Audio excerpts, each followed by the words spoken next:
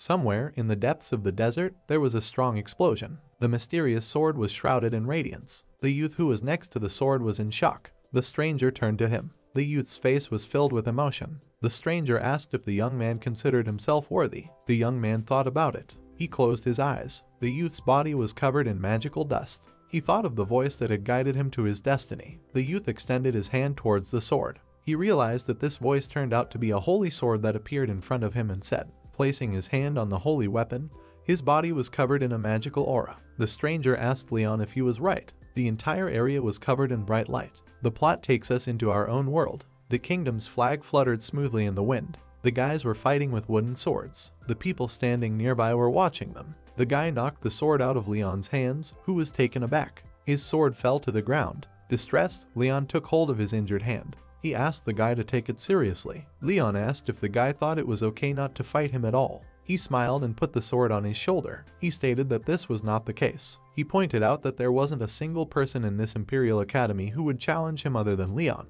Enraged, Leon ordered them not to mock him. Laughing, he began to examine his sword. He revealed that it was partly true that he was fighting Leon at half strength. The guy noted that Leon was much better than before. The main character's face was shrouded in anger. His hand moved towards the wooden sword. Leaping up, Leon attacked the guy from above. He said he hated being pitted. The locals were discussing that this Leon can't even stand up to Leon.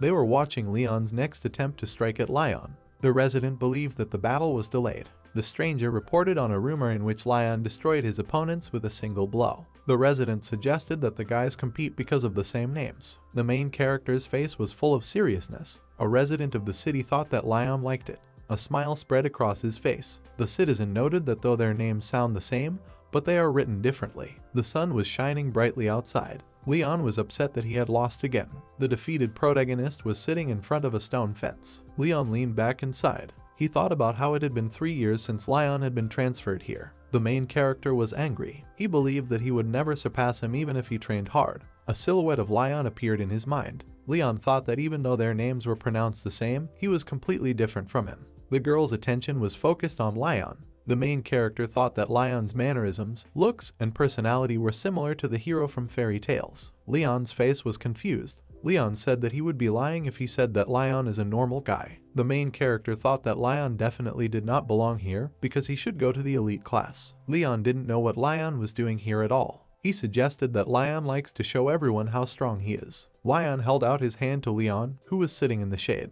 He asked if he was all right. His face was full of smiles. The main character was thinking that if only he wasn't here. Leon lowered his head and sighed. The main character already wanted to give the good-natured Leon a hand. Suddenly, a girl called out to him. Leon looked confused. The girl was wearing black heels. With a wave of his hand, Leon asked her to leave him alone. The indignant girl watched the main character go off into the distance. She asked him to wait. The enraged girl put her hands on her side. She noted what she'd heard about their fight with Leon. She didn't understand why he kept fighting Leon if he couldn't beat him. The main character was confused. Startled, Leon tried to calm Chloe's indignation. The girl rushed to the main character, seeing a wound on his finger. Chloe said it had to be neutralized immediately. Proud Leon said that this should not be done. Surprised, Chloe wanted to disinfect the wound. Leon started shouting angrily. He told Chloe to mind her own business and stop worrying about small things. Chloe's face was in shock. The main character headed forward. It was evening in the kingdom. Noises were being made in its surroundings. A confident Leon was doing his best to train on the wooden dummy. Being enraged, the main character swung his sword.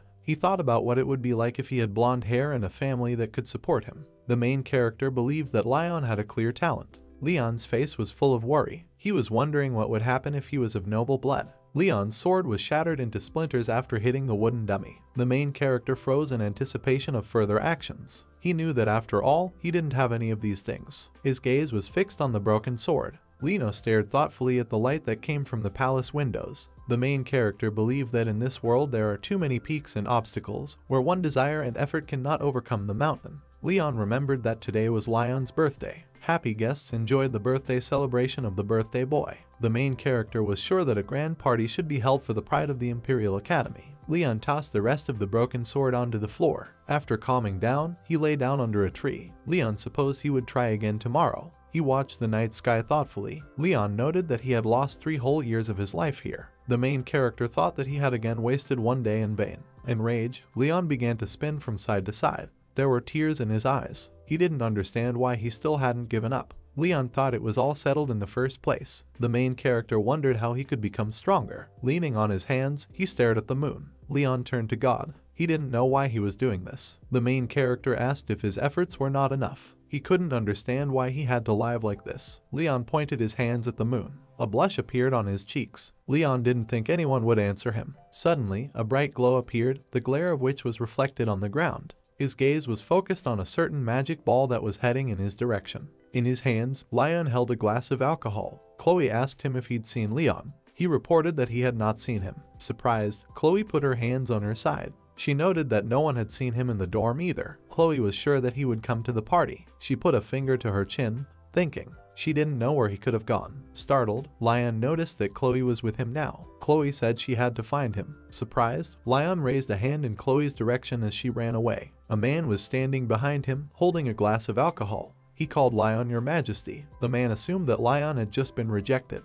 Leon turned his head in his direction. He asked Gilbert not to call him that, even if they did. Leon noted that hiding your identity will become meaningless if someone hears. He felt that he had no right to bear this title. A smile spread across Gilbert's face. He noted that a person of noble blood must be better than others. Gilbert congratulated Leon on his 17th birthday. There is only a year left before the prophecy related to the imperial family comes true. We were shown the royal flag flying in the wind. On the day that a member of the imperial family, the Great Clyde Empire, comes of age, the current emperor's life will end and a new era will come. While in the shadows, the man stabbed the dragon's body. When everyone mourns the holy Emperor Roderick, a new one will take the throne. Leon wondered if Gilbert was talking about Roderick, who had died 300 years ago. He noted that too high expectations are placed on him. A look of longing crossed Leon's face. Leon thought it would take them another year to find out. A silhouette of Chloe appeared in his mind. He believed that she had a special talent and was already proficient in 4th level magic. Leon thought of Leon, who had superhuman strength. Leon wanted them to always be by his side.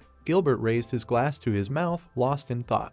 He was thinking about the prophecy. An image of the youth sitting across from the holy sword appeared in his mind. Gilbert thought of the day when the man called Leon would grow up, and the god of destruction would descend from the sky. A powerful holy sword was stabbed into the stone. Astonished, Leon watched the sword, which was surrounded by a powerful glow. The glare of that sword could be seen on his face. He didn't understand what it was. Leon assumed it was a sword. His gaze was fixed on the sacred weapon. The stranger asked Leon to come over. The main character was confused. Startled, Leon began to turn his head around. He asked who was there. The stranger wondered if he could see who was in front of him. Leon's face was covered in sweat. The main character was thinking about the shape and shining light. He was startled by the fact that there was a sword in front of him that spoke like a human. Leon thought it was some kind of joke. Leon's gaze was fixed on the sword, the hilt of which was emitting a glow. He assumed that the holy sword was speaking to him. The weapon stated that it did. The sword announced that Leon had called him. Surprised, the main character pointed at himself. The sword noted that Leon felt the world was unfair to him.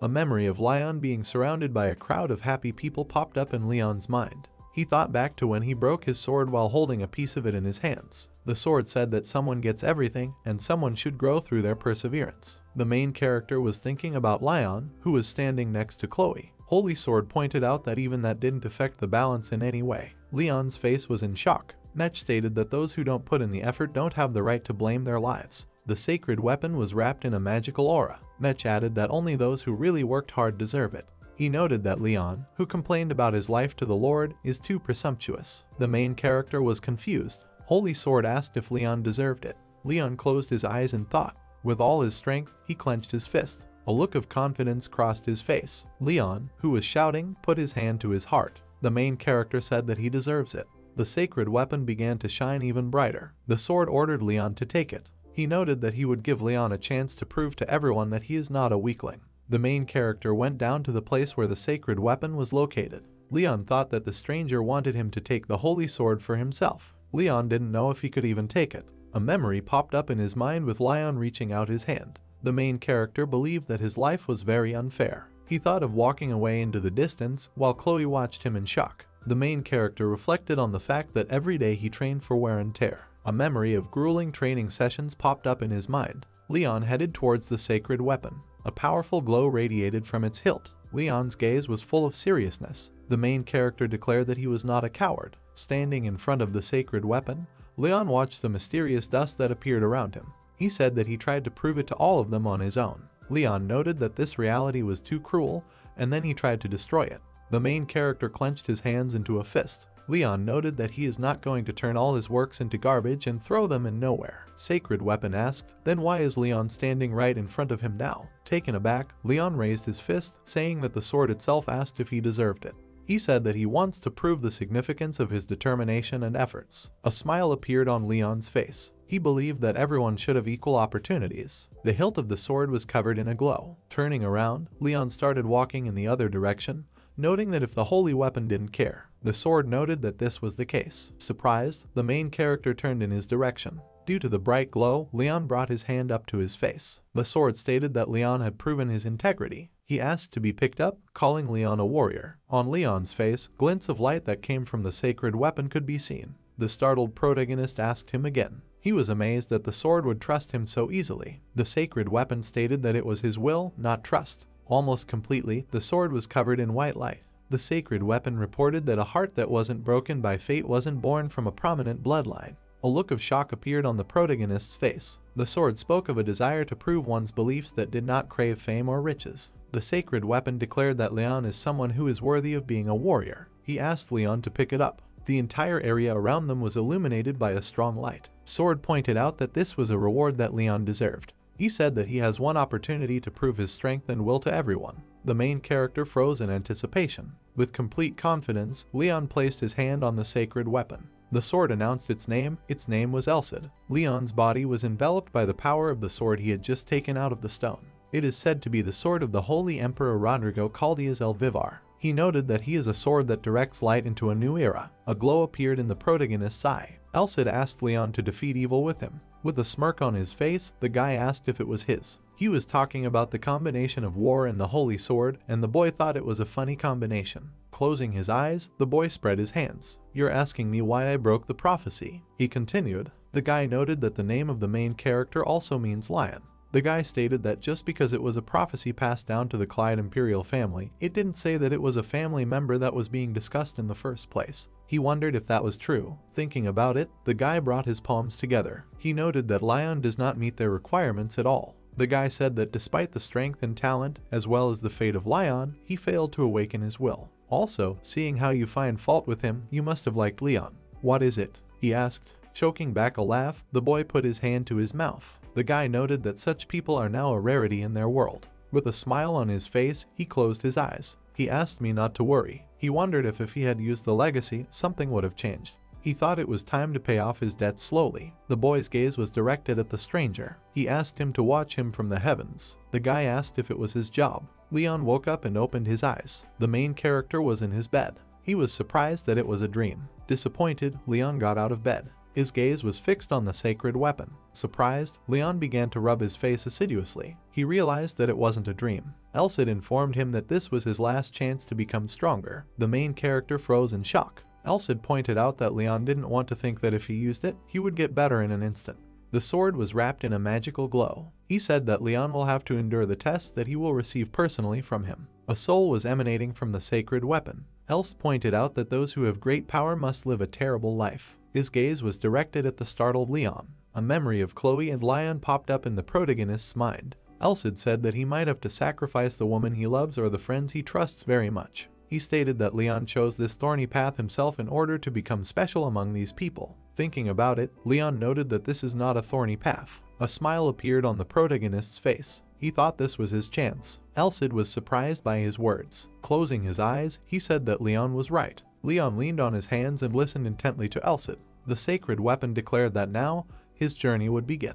Elcid asked me to show him how to use a sword. His face was full of confidence. Elcid said that before starting training, he first needs to know its level. He pointed out that this was Leon's first test. The main character was shocked. It was slowly getting brighter outside. Elcid watched the city as the sun rose over it. He was surprised that the sun had risen so quickly. Angry, Elcid asked why Leon was shaking all over. The main character could barely stand on his feet. Leon said it was morning and he wasn't at the academy yet. He was surprised that the sword was still in his possession. Leon stared at the sword in his hand, looking flustered. The main character noted that if people see it, they will recognize it. Elcid folded his hands in thought. He thought Leon was right. Elcid noted that this is not what you need to worry about right now. Holding up his finger, Elcid informed him that there was one way. Surprised, Leon asked him again. Suddenly, the sacred weapon began to shine brightly. Leon watched in shock as something happened to his hand. The main character discovered a tattoo that appeared on his arm. Elcid informed him that Leon would now be able to take the sword out of his hand at any time. Surprised, Lino continued to stare at his hand. Elcid noted that the sword was hidden inside it, so no one would see it. He thought the problem was solved. The shocked protagonist turned his head towards Elcid. Leon asked him what would happen if he went to bed. Elcid claimed that the sword would not interfere with his sleep in any way. He added that Leon wouldn't feel anything. A malicious grin appeared on Elcid's face. The main character believed that now he is like a Superman. Elcid said this was no time for jokes. He pointed a finger at Leon. Elcid stated that from this day forward, he would not have any rest. He reminded Leon that they would be training hard. Excited, Leon slid his wooden sword back into its scabbard. He assumed that Elcid would be disappointed with him. Elcid stated that he was not disappointed in him yet. The main character froze in shock. Elcid's face broke into a smile. He said that Leon should try his best because his dream was at stake. We were shown Leon's grueling training sessions where he trained his punching technique, did push-ups and ran with a strapped barrel. Elcid noted that the result will also depend not only on him but also on his teacher. A smile appeared on Leon's face. He gripped the sword tightly in his hand. Leon's gaze was full of determination. The main character started his training. Concentrating, Leon swung his sword. With sharp thrusts, he continued to practice his punches. With a face full of determination, Leon pointed his sword down. The main character assumed that he became stronger from Elcid's words. Leon's face was frozen in shock. He was amazed that just a few words could give him so much strength. With a smile on his face, Leon continued his training. The main character believed that only after winning someone's trust, the power boils in his hands. Shouting, Elcid ordered him to stop. Leon was baffled. He turned his head in Elcid's direction. Leon wondered why he should stop, since he hadn't started yet. Elcid said that the sword might not be able to withstand such pressure. Leon didn't know what he was talking about. At the same time, Leon's wooden sword shattered into small splinters. In surprise, he dropped his sword to the ground. Elcid asked if Leon had noticed while holding it in his hands. He said that basic training is good. Elcid was shocked that Leon's swordsmanship level was equal to that of an area bearer. His gaze was fixed on the broken sword. The main character didn't understand what this meant. Closing his eyes, Elcid noted that it didn't matter now. He said that if Leon continued to fight like this, he wouldn't learn anything. Leaning down, Leon extended his hand toward the sword. Elcid said that Leon is still quite mature. He noted that they still have to learn and learn. Elcid folded his hands in thought. He said that Leon's basic swordsmanship was quite good. Elcid believed that all that remained was to train his body to perfection. The main character was surprised by this. He asked if it was a sword swing he needed to train. Elcid's gaze was directed at the surprised Leon. He asked if Leon could wield a sword without hands. We were shown a pumped-up body. Elcid stated that the body is the foundation of martial arts. He noted that if you constantly train it, you can achieve a perfect result. Elcid added, "So first, Leon has to run." The startled protagonist started running. He asked how long he should do this. Elcid informed him that he must run until he told him to stop. Swiftly, Leon continued to run forward. Elcid added that Leon must achieve the desired result. Elcid said that later they will train their muscles with exercises in one arm and leg stance. Leon's face was in shock. The main character thought that when it comes to running, he is not inferior to anyone. While running, Leon did a lot of exercises. He was thinking that he had never stood on one arm or one leg. Leon reflected that he didn't even know what it was. His face was covered in sweat. He wondered if it would make him stronger. The main character was busy training until sunset. He put his hand to his face, thinking. He noted that so far everything is going exactly according to plan. The guy said that this is a rather specific taste. His finger was pointing at the bowl with Leon's image on it.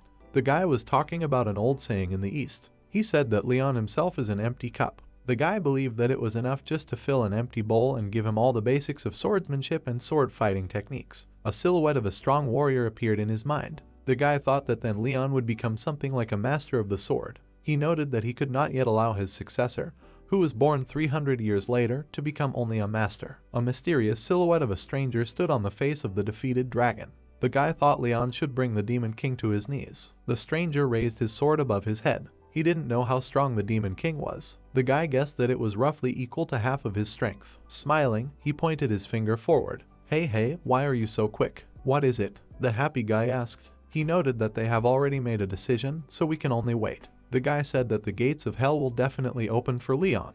Very tired after training, the main character began to take a nap in class. Elcid's gaze was serious. He turned to Leon. When he woke up, he said he was listening. The teacher was standing directly in front of the blackboard. Leon's face was very haggard. He was thinking that he still had homework to do. The main character thought that too much effort was spent on training with Elsid. Leon was thinking about adding classes to that. Tired, Leon accidentally drew a line in his notebook. He considered it important not to miss a single word of Elsid's training. A smile appeared on Leon's face. Elsid said he knew where they would start their training. He asked Leon what he thought he was missing. An image of a man wielding a sword appeared in his mind. Leon guessed it was swordsmanship or endurance. Elsid reported that this was not the case. He felt that Leon was lacking in mindfulness. The main character was surprised by what he heard. Elsid pointed his index wand at an imaginary board. He told him about a saying that originated from the East. 1 eye, 2 legs, 3 hearts, and 4 powers, Elsid said. He said that mindfulness is the most important thing, and after it comes the endurance of the body and courage. A pyramid appeared in Leon's mind, indicating the priority of his skills. Elsid noted that only the latter is power. Astonished, Leon continued to listen to Elsid. Elsid reported on the importance of the force. He added that this means that there are 3 other main indicators that are more important than strength. The image of a man who longed for knowledge appeared in his mind. Elsid noted that there are also some points where it is not entirely possible to agree with this, but mindfulness is above all. Leon was thinking about mindfulness. He was surprised that he had never heard of mindfulness training. The main character suggested that Elsid means that the movement in his eyeballs will increase the radius of mindfulness. Concentrating, Leon began to turn his head around. Elsid said that now it will become even better. Elsid put a finger to his eye. He asked me to show Leon how useless his eyes were. The main character was shocked. The sun was shining brightly outside. Leon continued to stay in the classroom where the lesson was being held. Leon's gaze was fixed on Elsid. He didn't know how exactly he would show it to him. Elsid headed off into the distance. He asked Leon to look ahead. The main character focused his gaze. Elsid ordered him to focus on the teacher who was standing in front of the blackboard. The teacher came up to the blackboard and started writing something. Elsid asked Leon to record his movements in his memory for 10 seconds. Leon's eyes were strained. After saying something, the teacher pointed the pointer at the blackboard. The main character thought about what he saw in front of him was a dark blue board, a middle-aged man with white hair and green eyes. He was thinking that he had a pointer in his hand. Leon noted that the man's hair is a natural color with a slight gray streak, and his mustache also has gray hair. Elsid's face broke into a grin. He asked Leon to close his eyes in 10 seconds. Elsid asked how many lines were written on the blackboard. Leon looked shocked. The teacher smiled and held up his finger. Leon noted that Elsid had told him to look at the teacher. Elsid reported that he said to focus, but did not say to look only at him. The main character was disappointed with his result. He thought about how he hadn't seen anything but the teacher. Elsid asked if he remembered. He noted that Leon had this board in front of him. His gaze was directed at the teacher, who was facing the blackboard. Elsid suggested that apart from the teacher, Leon can't think of anything else. He didn't think Leon had looked at him for 10 seconds. The disappointed protagonist lowered his head downwards. Elsid asked why he hadn't noticed the board. Taken aback, the main character said that he did not know this. A confident Elsid held up a finger saying that he knew. Elsid stated that Leon only looked at what he thought was important.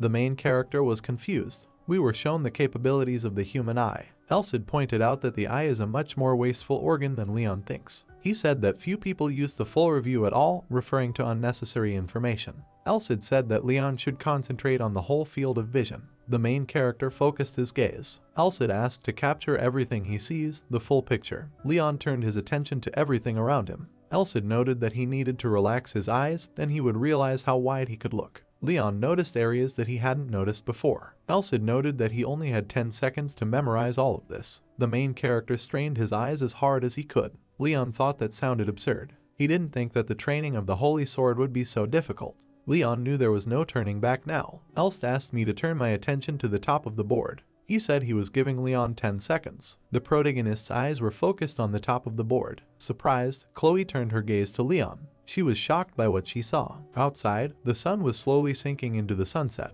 The main character was very exhausted after the grueling training of Elsid. He thought about his eyes and his head, which was cracking like it was about to explode. Tired, Leon put his hands to his aching head. Elsid thought the result was quite good. He pointed to Leon's tired eyes. Elsid reported that the eye fatigue was caused by dryness. He noted that this was because he was straining them more than usual. Elsid added that the headache is different. Tormented, Leon turned his attention to Elsid. Elsid reported that Leon had awakened a function that he hadn't used for a long time. His body was wrapped in chains. Elsid said that this led to the pain of the brain, unaccustomed to changes. He added that this does not apply to muscles. The tired protagonist started to rub his eyes. Leon asked if it was a muscle ache. Elsid noted that this was a metaphorical way of speaking. He stated that in truth, the brain does not feel pain. Elsid added that this is not what it sounds like in reality. He asked Leon just to understand one thing. The boys were walking down the corridor of Leon's school. Elsid said that now we need to train more. Motivated, Leon raised his hand in the air. He thought Elsid's words were correct. Elsid mentioned that there was a candle holder hanging in the corridor, and he asked how many candles were on it. Leon's eyes were fixed on the candle holder. He assumed there were 2 candles in it. Elsid claimed that there were 3 candles in it, calling Leon stupid. Elsid reported a boy next to a girl who passed 3 seconds ago.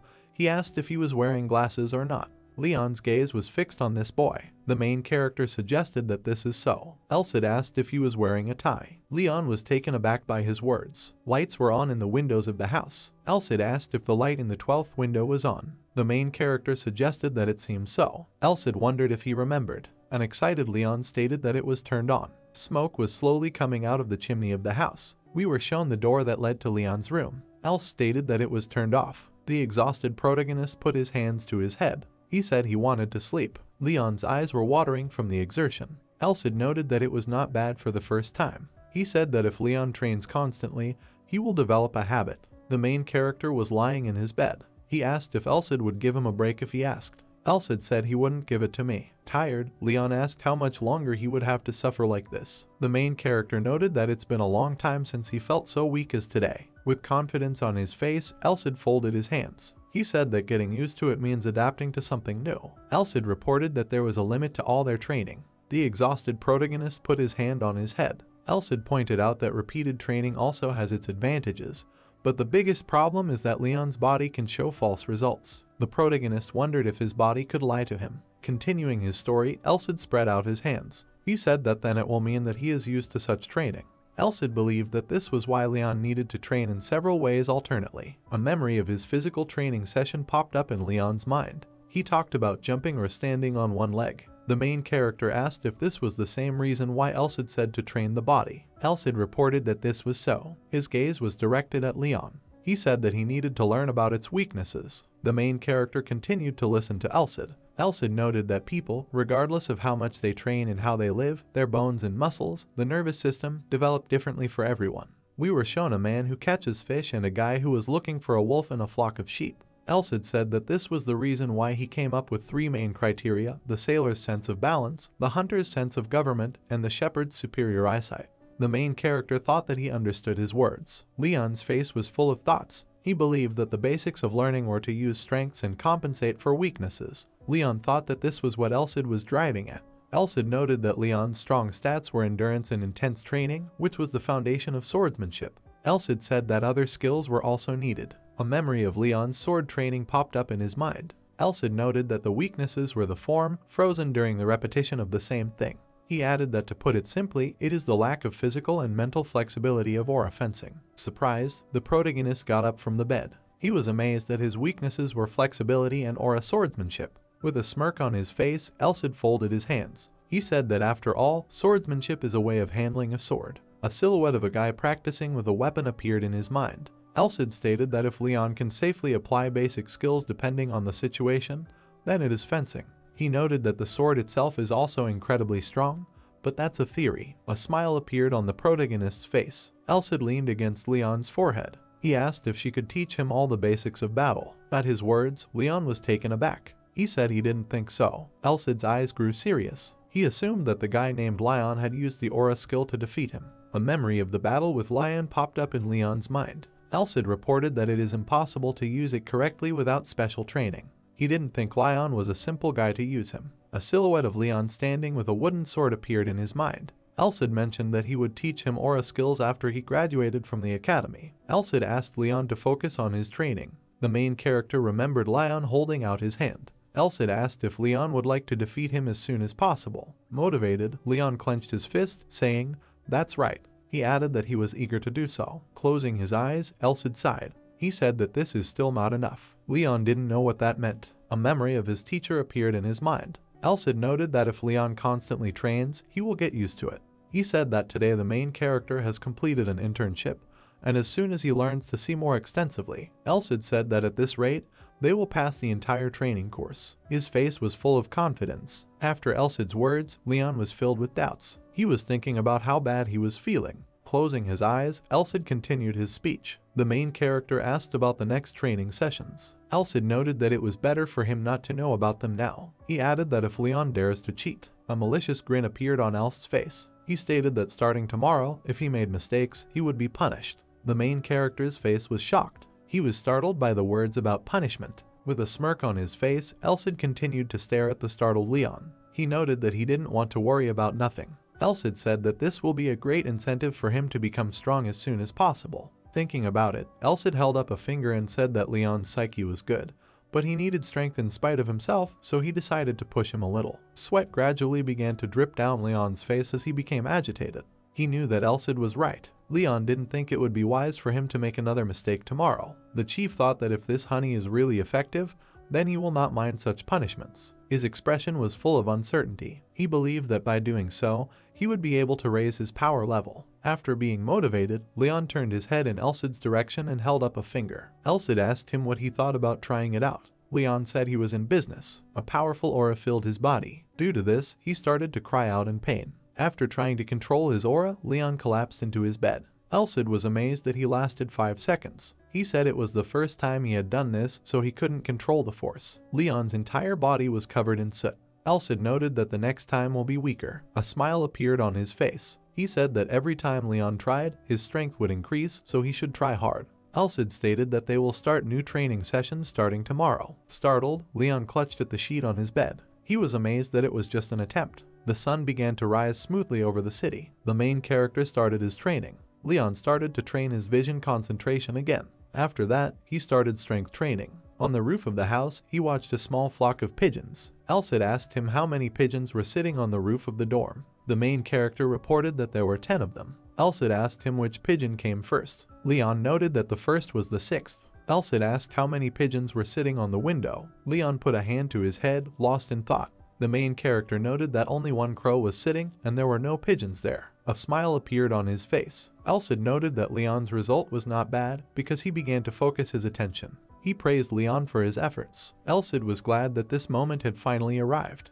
The main character's face was overflowing with happiness. He couldn't believe it was true. Leon raised his hand in joy. Elsid said that he could take a short break today. Leon was glad that he was taking his first break in a month. Leon turned to the happy protagonist. When Leon heard him, he lowered his head. Turning in his direction, he noticed that they hadn't seen each other for a long time. Behind him was an indignant Chloe, who put her hands on her hips. Leon thought about how they hadn't seen each other since she started training with Elsid. He remembered that Chloe had tried to talk to him. Putting his hand on his side, Leon noted that they should meet in the hall immediately after lunch. He said that he was asked to call Leon. Leon put his hands in his pockets and said, "Thought you'd probably be here." The main character was surprised by this. Leon crouched under the shade of a tree, thinking. He noted that a month had passed and Leon had never wanted to fight him. At that moment, Leon wondered if he had given up. The sun's glare fell on the main character's face. Leon noticed that looking at his face, he saw some changes in it. His gaze was full of seriousness. The tattoo on Leon's arm shone white.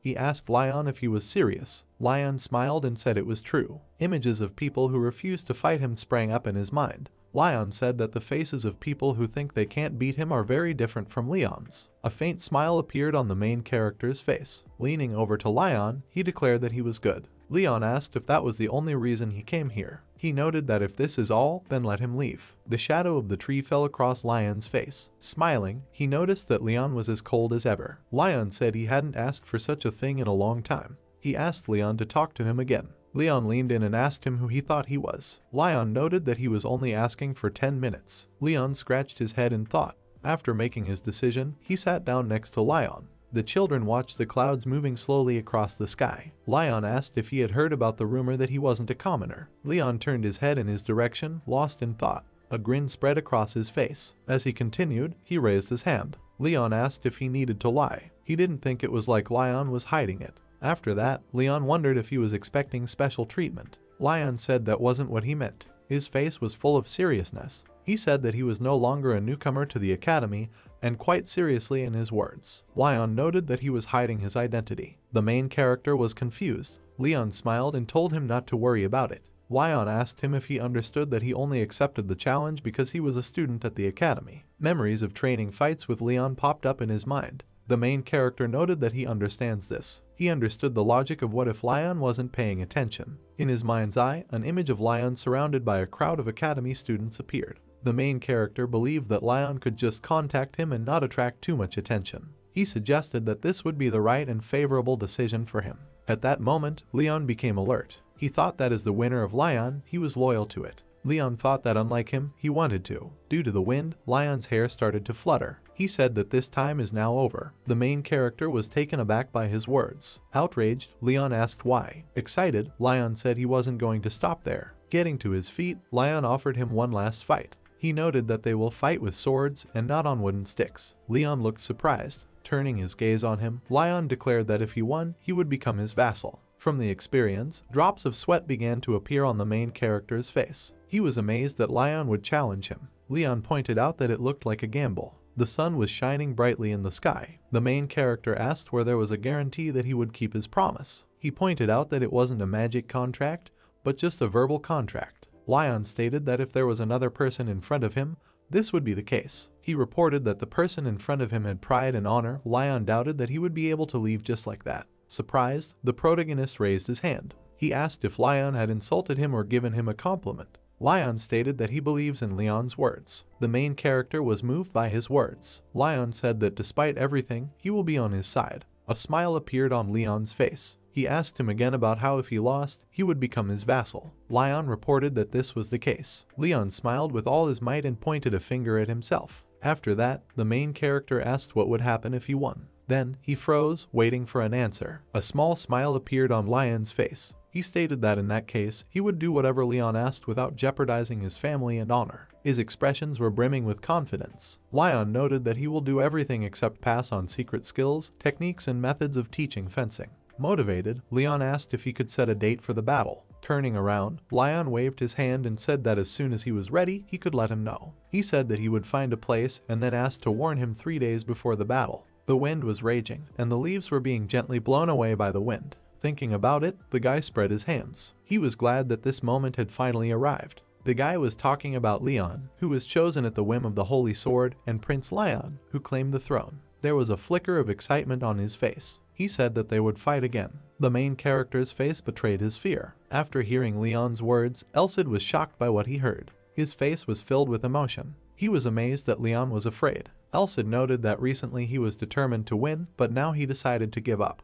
Leon put a hand to his nose, thinking. He stated that this was not the case. The main character noted that he is very strong. He was concerned about the future of Leon. After saying this, Elcid fell into a stupor. Leon's eyes were fixed on his hand. He said that a month ago, his training seemed very hard, but he began to feel like he was getting stronger. Clenching his hand into a fist, the protagonist stared down. Elcid's gaze was filled with doubt. Closing his eyes, he said that even though no one knew about it, Leon didn't have to worry too much. Surprised, Leon asked if this was true. Elcid reported that spiritual power, fullness, is different from physical strength. It's fine that you didn't notice it because you've never used it, right? Elcid asked. The main character was taken aback by his words. Elcid asked him not to worry because he would help him with this. He pointed out that Leon wanted to pass the endurance test. Hearing this, Leon's face broke into an uncertain smile. He said it was true. Thinking about it, Elcid said that he would look forward to it.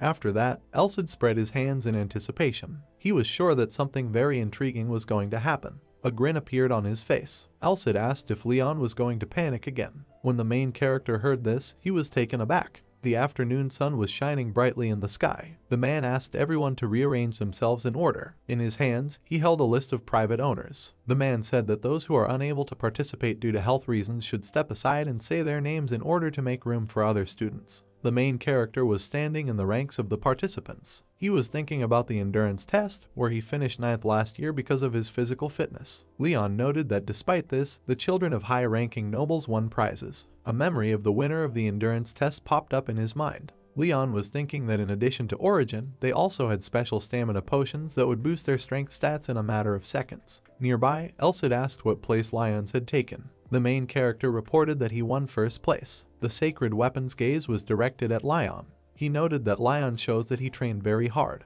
Elcid said that he should not be compared with those who only boast of their origin. We were shown the distance of the running platform. The main character said that even if the distance is small, you need to run 2 laps. He noted that one circle is 400 meters and 2 800. Leon stated that Leon's last record was 1 minute and 20 seconds. Thinking about it, Elsid asked what Leon's time record was. Taken aback, Leon reported that his record was 1 minute and 40 seconds. Elsid was surprised at the 20-second difference. He was curious. Elsid pointed out that Leon wouldn't try until he knew. His face was full of excitement. Elsid asked him not to worry. He emphasized that this was in the past. Elsid noted that now he had him, and Leon wasn't what he used to be. The protagonist's gaze was full of hope. He asked Elsid to believe in him. Having concentrated, the guys prepared for the race. Shouting, the man announced the start of the race. Bracing himself, Leon began to run. His speed shocked the students sitting next to him. Leon was shocked by what he saw. The main character was rushing forward with all his might. Due to the fact that he was moving at an unrealistic speed, Leon almost hit a person standing next to him. Surprised, the student said his name.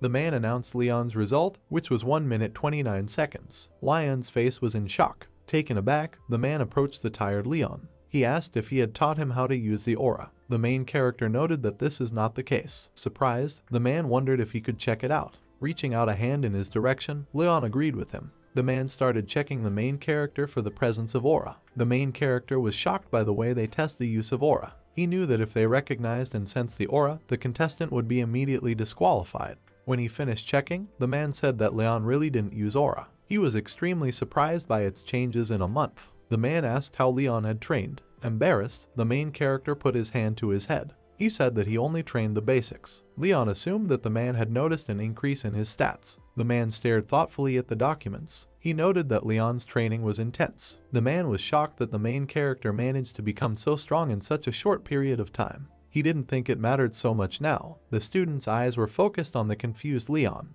At that moment, Leon was wary. Tired after the race, Leon decided to sit down. He asked Elsid what was going on. A smile appeared on his face. Elsid wondered gleefully if he had mentioned it. The startled protagonist asked him to stop laughing and explain to him what was going on. Elsid pointed a finger at Leon before answering. He started talking about what Leon should know first. Elsid asked where the main character thinks physical strength comes from. His gaze was directed at the male commander. Leon asked if it was muscle. Else pointed out that this was not the case. The main character continued to stare at the man's toned body. Elsid stated that most of the physical training methods in this world were to increase one's own muscles and their density. He noted that this is only half the way to achieve maximum results. We were shown the human nervous system. Elsid asked if Leon was familiar with the concept of the nervous system. He said that muscles also have nerves, which, with the development of the nerve, determine the limit of muscle strength. Elsid has demonstrated this in his own example. He stated that the reason why physical strength does not depend on the visible effect is due to the difference in muscle nerves. The main character thought that he had never heard of such a thing, and even the academy did not talk about it. Here was an example of a physically strong body. Elsid noted that muscle density is determined from birth, and there is also a clear limit to their development and size. He said that Leon had trained them almost to the limit. The main character's face betrayed that he didn't understand anything. Elsid noted that he was now training his muscular nerves. With uncertainty in his voice, Leon said that he understood a little. His gaze was focused on his bicep. The main character was wondering how much his neuromuscular system had developed. Leon noted that he had never trained his nerves. He asked if it was even real. Elsid stated that there are his punishments for this. Leon's face was filled with indignation. He was shocked by this. The student's eyes were focused on the screaming Leon. Elsid said that everything he had gained in 10 years, he got in a couple of months because the pain tearing the nerve endings eventually bore fruit. We were shown how Leon's body was shot through with intense pain. The main character thought about the pain he went through for his mistakes. He was shocked that it was not in vain. In his mind, Leon assumed that she was the reason for the training of his neuromuscular system. Outraged, Leon asked why Elsid hadn't told him about this earlier. He noted that the reason is even greater concern for Leon. Hearing this, the main character was thrown into shock. A memory of focusing training popped up in his mind. Else noted that training with attention was the key to such training. Leon thought back to how hard he'd tried to focus. Elsid stated that if Leon had known about this earlier, his attentiveness would have noticeably decreased. He asked if there was anything else Leon could focus on. After Elsid's words, Leon fell into a stupor. Sacred Weapon said he doubted that. Elsid smiled and folded his hands. He stated that Leon should just say thank you to him. The main character's face was filled with hatred and malice. With a smirk on his face, Elsid reported that he was only doing what the Holy Sword was supposed to do. He noted that he hadn't coached anyone for a long time, so he was happy with his results. In Leon's mind, an image of Elsid watching the sacred weapon appeared. The main character was shocked by the fact that Elsid is a sacred sword. A memory of the monument that was dedicated to the hero popped up in his mind. In his mind, Leon assumed that Elsid was a part of the soul of the hero Rodrigo. He wondered if the great Rodrigo was actually a villain and not a hero. The joyful students were shouting someone's name. Their eyes were focused on Leon running ahead of them. The young man noted that Leon, as always, is amazing. He was amazed that he managed to break his previous year's record. A grin appeared on Leon's face. The main character was confused. The moment Leon walked up to the results board, he saw that he was ranked second. He noted that he could not beat Leon. Elsid felt that he was in a great hurry as it had only been a month. The main character clenched his hand into a fist. Elsid said that the time has not yet come, so we need to train hard. Leon said that he knows and understands this very well. His gaze was directed at Leon, who was surrounded by a crowd of academy students. Leon thought about how they were in 1st and 9th place. In his mind, he knew that Leon was still in 1st place and he was still in 2nd.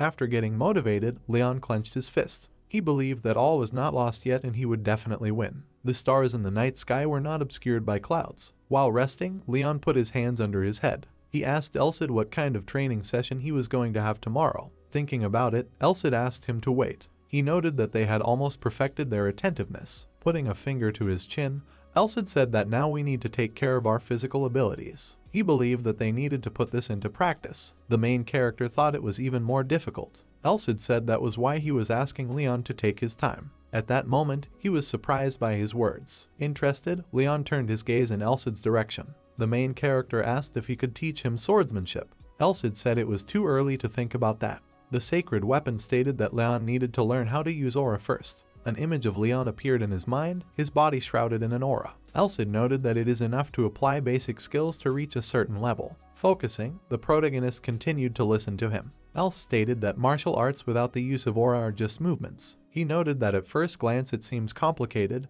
but in reality it is too simple. Elsid thought Leon was too predictable and his movements and intentions were easy to read. In the main character's mind, the memory of the defeat in the duel with Leon surfaced. Elsid reported that the strongest swordsman is Leon. He asked if Leon was ready to take him down now. Leon's face was filled with confusion. Elsid said that he needed to learn how to use his strengths. Leon recalled the results of the race where he finished second and Leon first. Elsid noted that the sword forged by long efforts is very strong. Pondering, the main character continued to listen to him. Elsid reported that as long as Leon's skills level up, even the strongest lion won't be able to defeat him. Elsid let out a sigh as he finished his story. Sacred Weapon noted that Leon would need some hands-on experience. Elsid asked if Leon thought that Leon wouldn't have stronger enemies in the future. The main character imagined two armed bandits standing in front of him. Leon leaned over to Elsid and said that such bandits usually lived in the slums. He believed that there were no such things in the academy. Elsid said he needed to think about it. While in his thoughts, Leon headed down the corridor of the academy's dorm. He was thinking of a serious conversation with Elst. Suddenly, the main character heard someone talking about him. The youth asked if it was Commoner Leon. 3 students appeared in front of him, their gazes filled with hostility. His eyes were fixed on the gold button on one of the men's clothes. Leon realized what he saw when he saw the distinctive markings on the school uniform. The main character thought that these guys were students of the elite class. The youth's face was filled with hatred for Leon. He didn't understand how such a tramp came in second place. The enraged youth pointed his finger at Leon. He believed that the instructor was wrong about something. The young man noted that they could not be deceived. Surprised, Elsid noted that 300 years had passed and these guys were the same.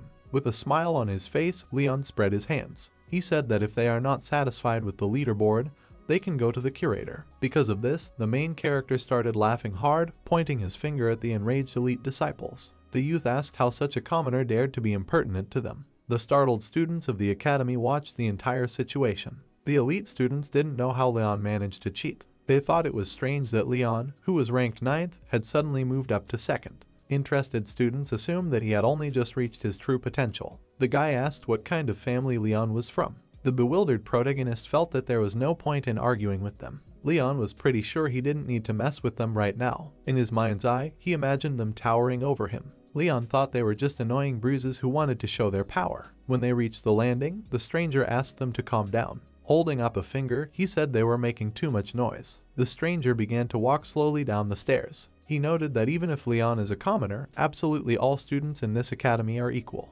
Elcid's gaze was fixed on this stranger. His face was full of confidence. The stranger stated that their job as nobles was to give such commoners a chance to stand out a little. A small smile appeared on his face. He asked if that was true. The elite students agreed with Elmont's words. The youth declared that a commoner would always be a commoner. Hearing this, Leon was a little taken aback. Elcid didn't think they were smart. He was amazed that they were now bragging about their origins. The main character reported that in front of them was Elmont, who was the second son of the Count of Bourbon. Leon pointed out that he was in second place before him. A memory of last year's endurance test popped up in his mind. Leon guessed that Elmont was deeply hurt by the fact that he had lost his seat. The main character imagined how the second son of the Count is beside himself with rage. He noted that Elmont could not overtake Leon all these years. Elcid stated that despite this, the second son of the Count enjoys his status. With a smirk on his face, Elmont appeared in front of Leon. The second son of the Count said that he was sorry that their first meeting went like this. Elmont suggested that Leon was thinking about being unfair to him and not understanding.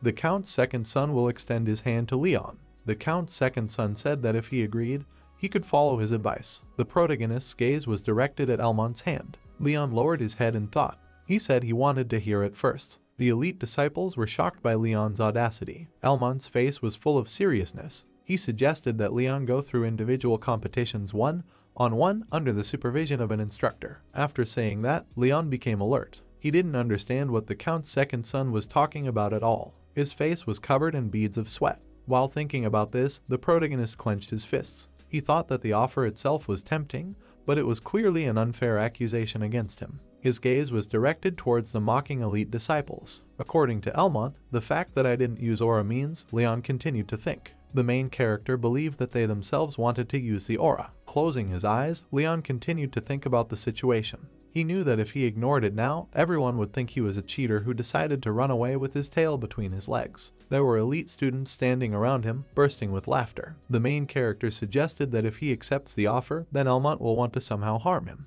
Leon looked around at the standing crowd of people. In the crowd, he noticed Leon watching him. The main character turned his head towards Leon. He thought it was obvious that Leon could help him and get him out of this mess. After that, he gritted his teeth. His face was full of emotion. He believed that help from an opponent is no different from a strong insult and shame. Having calmed down, Leon accepted the challenge of the Count's second son. A grin spread across Elmont's face. The Count's second son asked if he accepted his offer. The main character stated that this is so. Leon pointed out that Instructor Helmut would be present and it would all end in one day. Helmut was waiting for the contest to start. Leon's face was full of determination. The main character stated that if he wins, then Elmont must swear that he will not doubt his abilities. He asked if the Count's second son was prepared to accept his terms. Elmont put a finger to his chin, lost in thought. During their conversation, the instructor was picking at his ear. Leon was sure that if Helmut was watching them, no one would cheat. Elmont's gaze was directed towards the main character. The Count's second son said he accepted his terms. A malicious grin spread across Elmont's face. He didn't think it mattered who the instructor was. In his mind, the second son of the Count wanted to make Leon embarrass himself in front of everyone and let everyone know his true strength. Once in bed, Leon was talking about the strange expression on Elmont's face. The main character was surprised that he would get practical experience so quickly. Elcid's face broke into a smile.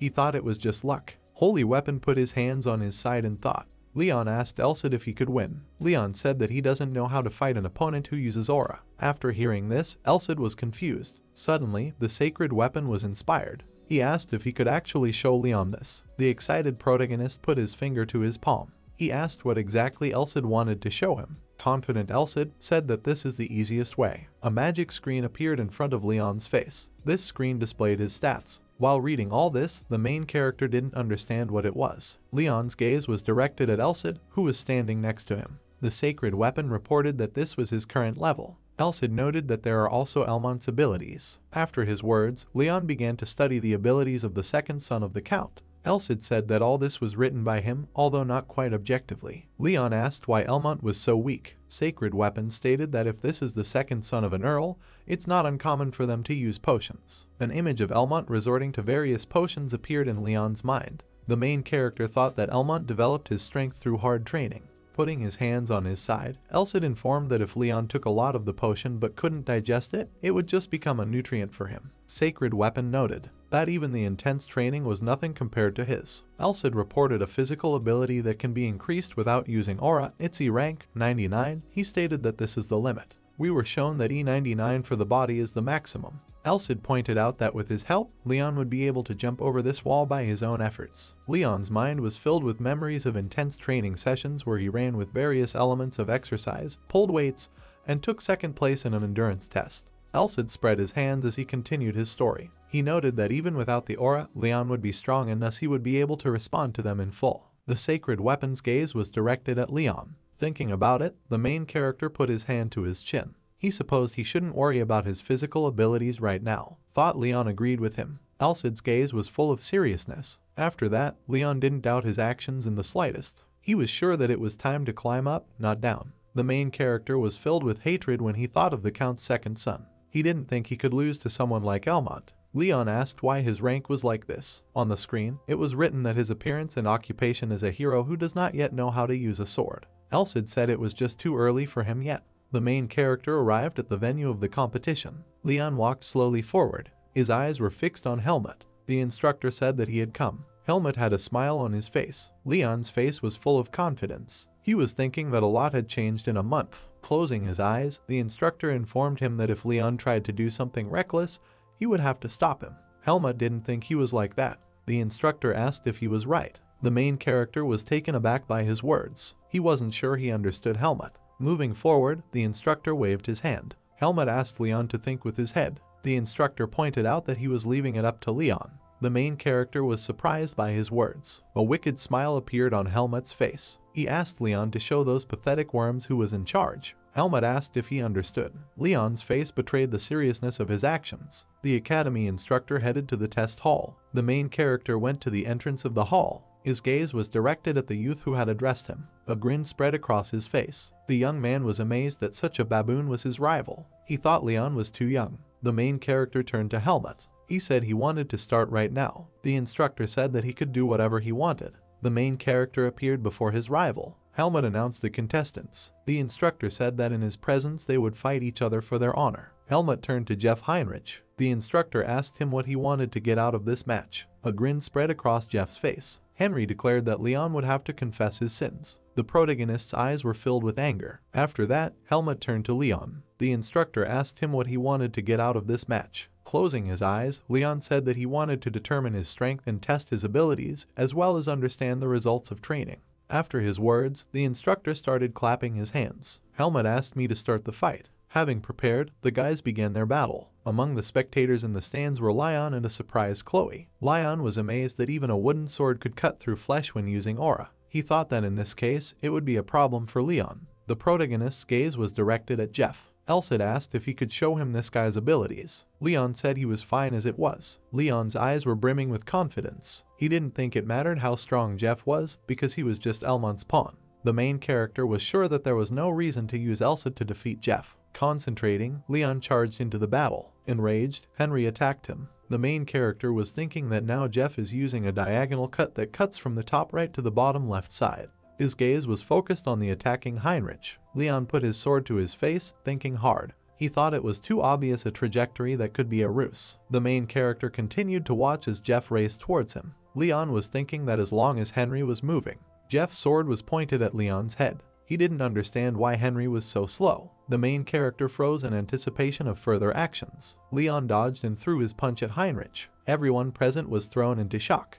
Jeff's face was marked by Leon's punch. The main character turned his head towards Heinrich. He couldn't believe that he would end the match like this. After being hit by it, Jeff collapsed to the floor. His face was filled with anger. Wounded, Henry tried to stand up. He told Leon not to think that he had defeated him with just one punch. Jeff said he was lucky. After that, Henry was furious. He asked Leon to fight him again. After Jeff's words, Helmut turned his head in his direction and informed him that he had lost and the rules should not be broken. The main character completely agreed with him. After which, Henry was baffled. With a smirk on his face, Jeff pointed his finger at Leon. Henry said that Leon, a commoner, should not be conceited. Concentrating, Jeff said that he was going to be serious now, and this time Leon wasn't going to get away with it. Leon's startled gaze was directed at Elsid. The sacred weapon informed him that he shouldn't defeat it in one hit.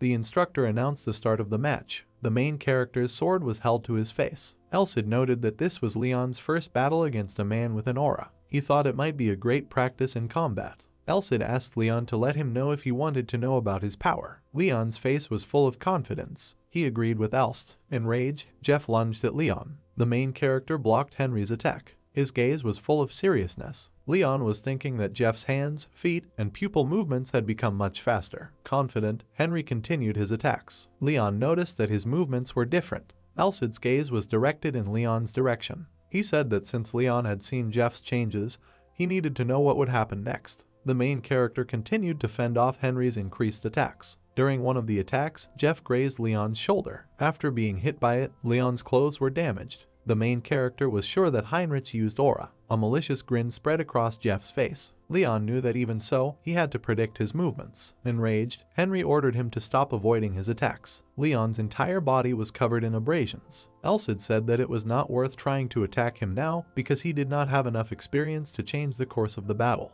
The sacred weapon noted that Leon's stamina was important right now. The main character understood that even if Jeff had enhanced his physical abilities with aura, he had his limitations. Henry attacked Leon again. At that moment, he saw an open area for Jeff's attack. The main character delivered a powerful blow to Heinrich's leg. Jeff's face was furious. After Leon's attack, he jumped out of the way. An exasperated Henry called him a pathetic worm and stated that he should have just gotten rid of him in the beginning. After which, Jeff started screaming. He said that Leon wouldn't be able to beat him with such a punch right now. Henry's face was filled with shock. The main character launched many strong attacks on his body. As a result, Henry was defeated. Elsid turned to Leon. He noted that everything had happened just as Elsid had said. Leon noted that to practice fast attacks, you need to attack a moving target. Henry, beaten, raised his hands in the air. He announced that he was giving up. A delighted Helmut announced the winner of the match. Leon's friends were delighted to hear this. Elmont's face was filled with rage. Night fell on the street. The enthusiastic young man asked if the boys had seen the fight between Leon and Elmont's gang. The children were overwhelmed with positive emotions. He was amazed that Leon could fight so well. A memory of the duel surfaced in the young man's mind. He thought of the first one as being with Jeff. The guy had heard that Elmont's gang had lost to Leon, one by one. He noted that now only Elmont remained. The enraged second son of the Count watched the defeated member of his gang. The young man believed that Elmont would not lose to Leon. The main character was walking along the corridor of the academy. Elsid found them all boring. Sacred Weapon reported that it was swordsmanship mixed with martial arts, but they were useless. Elsid believed that even with the use of aura, they were the same. A look of excitement crossed Leon's face. The main character noted that today will be a little different. Leon was heading towards the entrance where the competition was taking place. Elsid was glad that Leon's opponent would finally be Elmont himself. He asked Leon to be vigilant, as it was very important right now. The main character appeared before the second son of the Count. Elmont's body was filled with an aura. Leon's gaze was full of determination. Elsid assumed that the second son of the Count decided to pretend in front of the public and act very confident.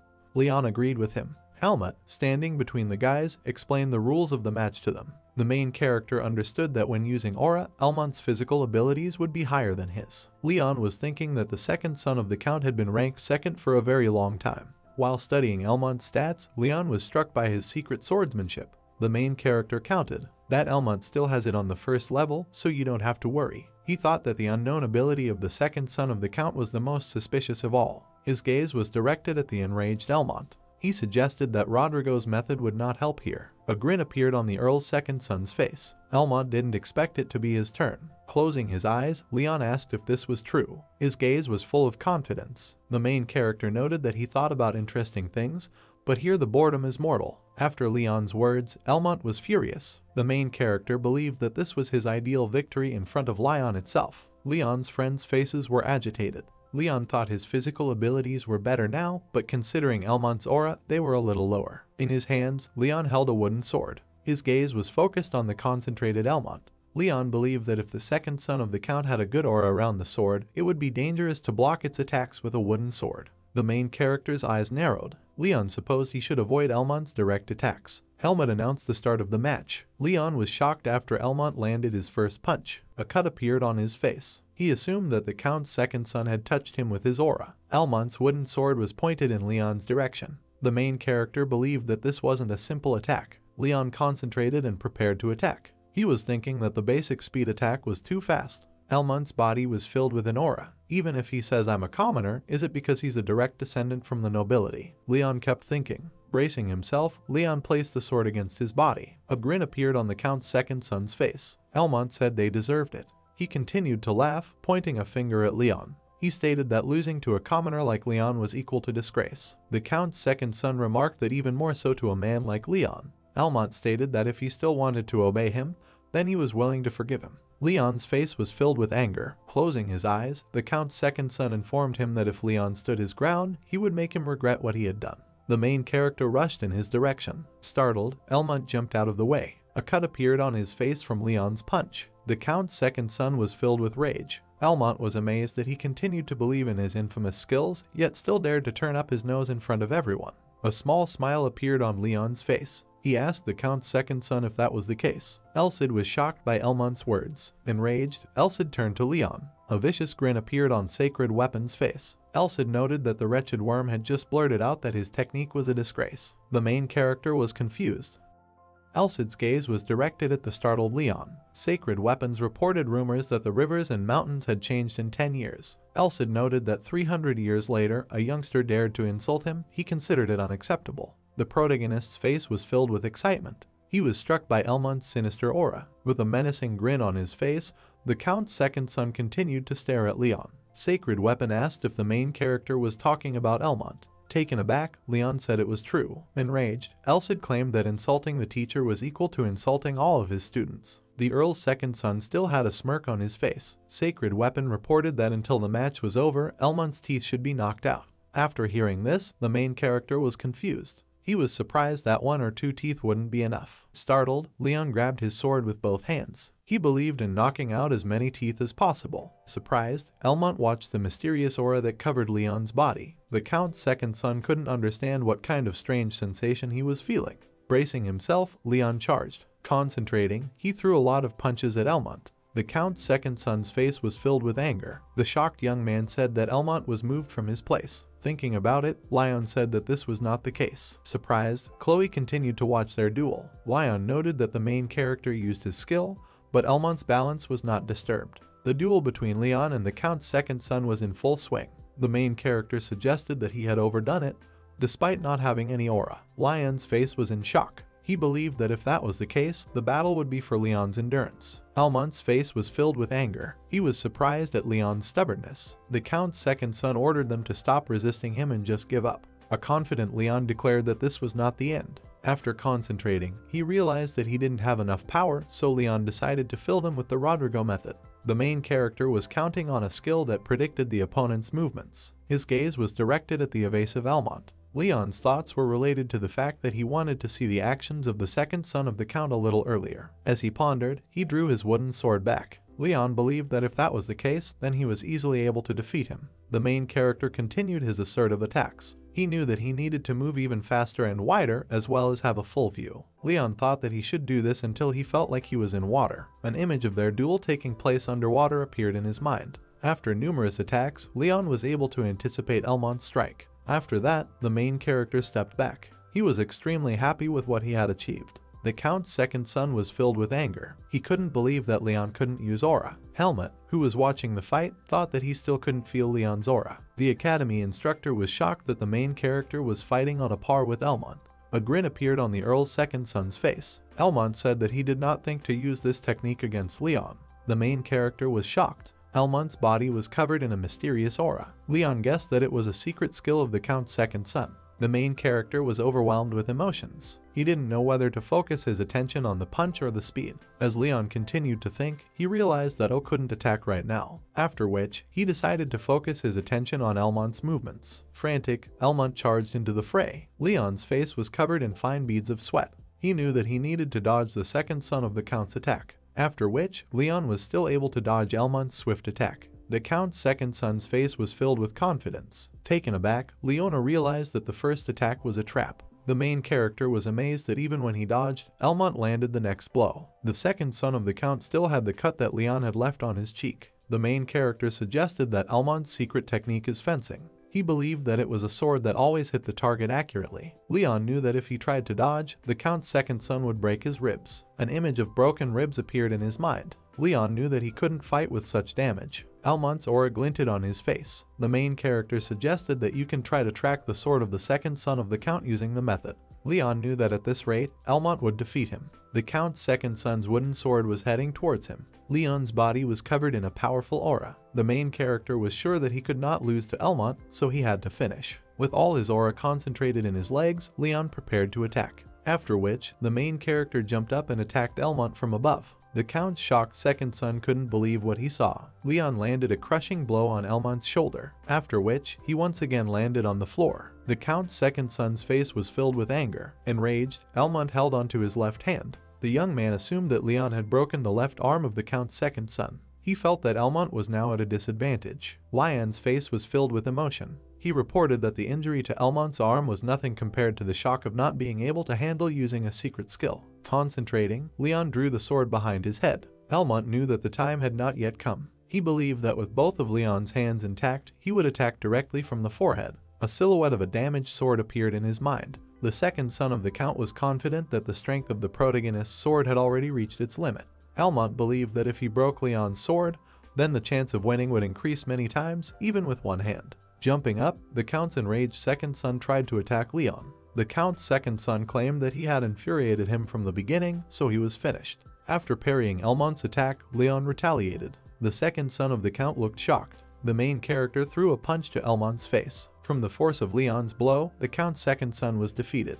His teeth flew apart. The shocked students began to applaud Leon. A joyful helmet announced the winner of the match. Against the background of the competition room's entrance, Elcid's voice could be heard calling for Leon. Elcid was delighted and praised him for the work he had done. Sacred Weapon believed that Almont had lost to a shameful technique. Elcid said that from now on, the Count's second son would learn to choose his words better. Leon's gaze was directed at Almont, who was being helped along by the academy staff. The main character noted that he had not felt the taste of battles in the academy for a long time. Holding up a finger, Elcid noted that he was very impressed with the result. After which, Leon was taken aback. A smile appeared on Sacred Weapon's face. He said that it is time to open new doors of acceleration. Elcid asked if it was fast. Excited, Leon asked him again about the acceleration. Helmut, shocked, counted the teeth that Leon had knocked out of Almont. Leon walked slowly down the academy corridor, lost in thought. Smiling uncertainly, he asked Elst about the acceleration. The main character asked if this skill would be stronger than Almont's skill. An image of the power that was being pumped into the man's fist appeared in his mind. Sacred Weapon asked if Leon was aware of the fact that the human body moves slower than consciousness. Elcid noted that all the more so, this happens during emergency situations. In his mind's eye, Leon imagined the image of a man dropping a plate. Sacred Weapon noted that Leon uses reflex movements that have nothing to do with actual speed. An image of a guy practicing with a sword appeared in Elcid's mind. Sacred Weapon asked Leon why professional swordsmen could move so fast. Thinking about it, the main character suggested that this is due to the use of aura. Elcid said he was partly right. A silhouette of a fast-moving boy appeared in his mind. The Sacred Weapon stated that if Leon didn't use aura, then his body wouldn't be able to withstand the strong and powerful auras. Closing his eyes, Elcid noted that this way, after studying the aura, he would be able to use acceleration. A memory of Leon's body being covered in a mysterious aura appeared in his mind, and then he attacked Almont. Sacred Weapon reported that the main character was able to use acceleration without learning the aura without any restrictions. Elcid stated that Leon was able to use this skill. A misunderstanding appeared on the main character's face. The Sacred Weapon reported that this was because he had managed to overcome the instinctive limit of will. Leon asked him to stop. Looking down at his hands, Leon noticed that if he didn't use the aura, his body wouldn't be able to withstand it.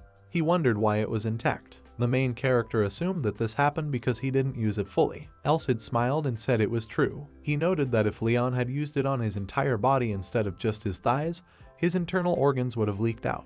The main character thought it was very dangerous. Glancing at him, Sacred Weapon asked if he had realized it just now. Elcid hoped that from this day on, Leon would start to take his body more seriously. The main character didn't understand what Elcid was talking about. Suddenly, a barely noticeable spark appeared near Leon's eye, after which he was taken aback. A kind of pain shot through his body. Leon collapsed to the floor, writhing in pain. Turning his gaze to him, Elcid reported a muscle ache. Gritting his teeth, the protagonist clutched his leg. Sacred Weapon stated that even if Leon can use acceleration, it's best not to do so. Elcid pointed out that the first step was to study the aura. He said that if this does not happen, then the next time Leon may die. Trying to calm himself, Leon said he understood. The street of the city was covered with the rays of the afternoon sun. With his hands in his pockets, the protagonist walked down the corridor of the academy's dorm. The surprised female students discussed it. Out of the corner of his ear, Leon could hear the academy students whispering behind him. The main character attracted absolutely all eyes. In his mind, he was amazed that Leon was able to defeat a noble disciple and reveal his potion use. He was thinking of the secret weapons of the royal court, where people secretly take them to increase their strength. The young man assumed that they also learned secret swordsmanship in this way. In his mind, Leon imagined images of the academy's elite students being beaten up.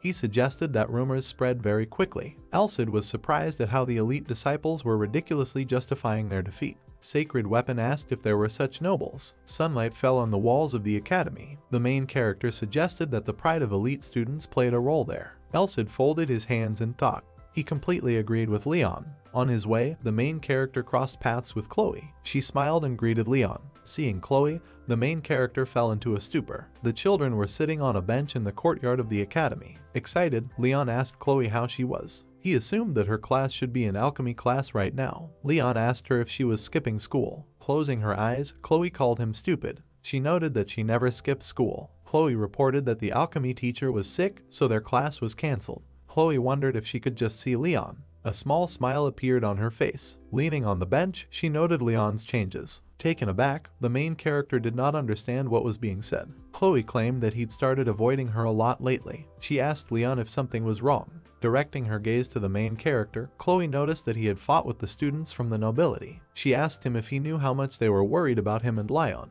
A look of shock appeared on the protagonist's face. He lowered his head in thought. Chloe pointed an indignant finger at Leon. He was thinking about how easy and casual he was talking to Chloe. His face was filled with emotion. Leon didn't understand how this was happening.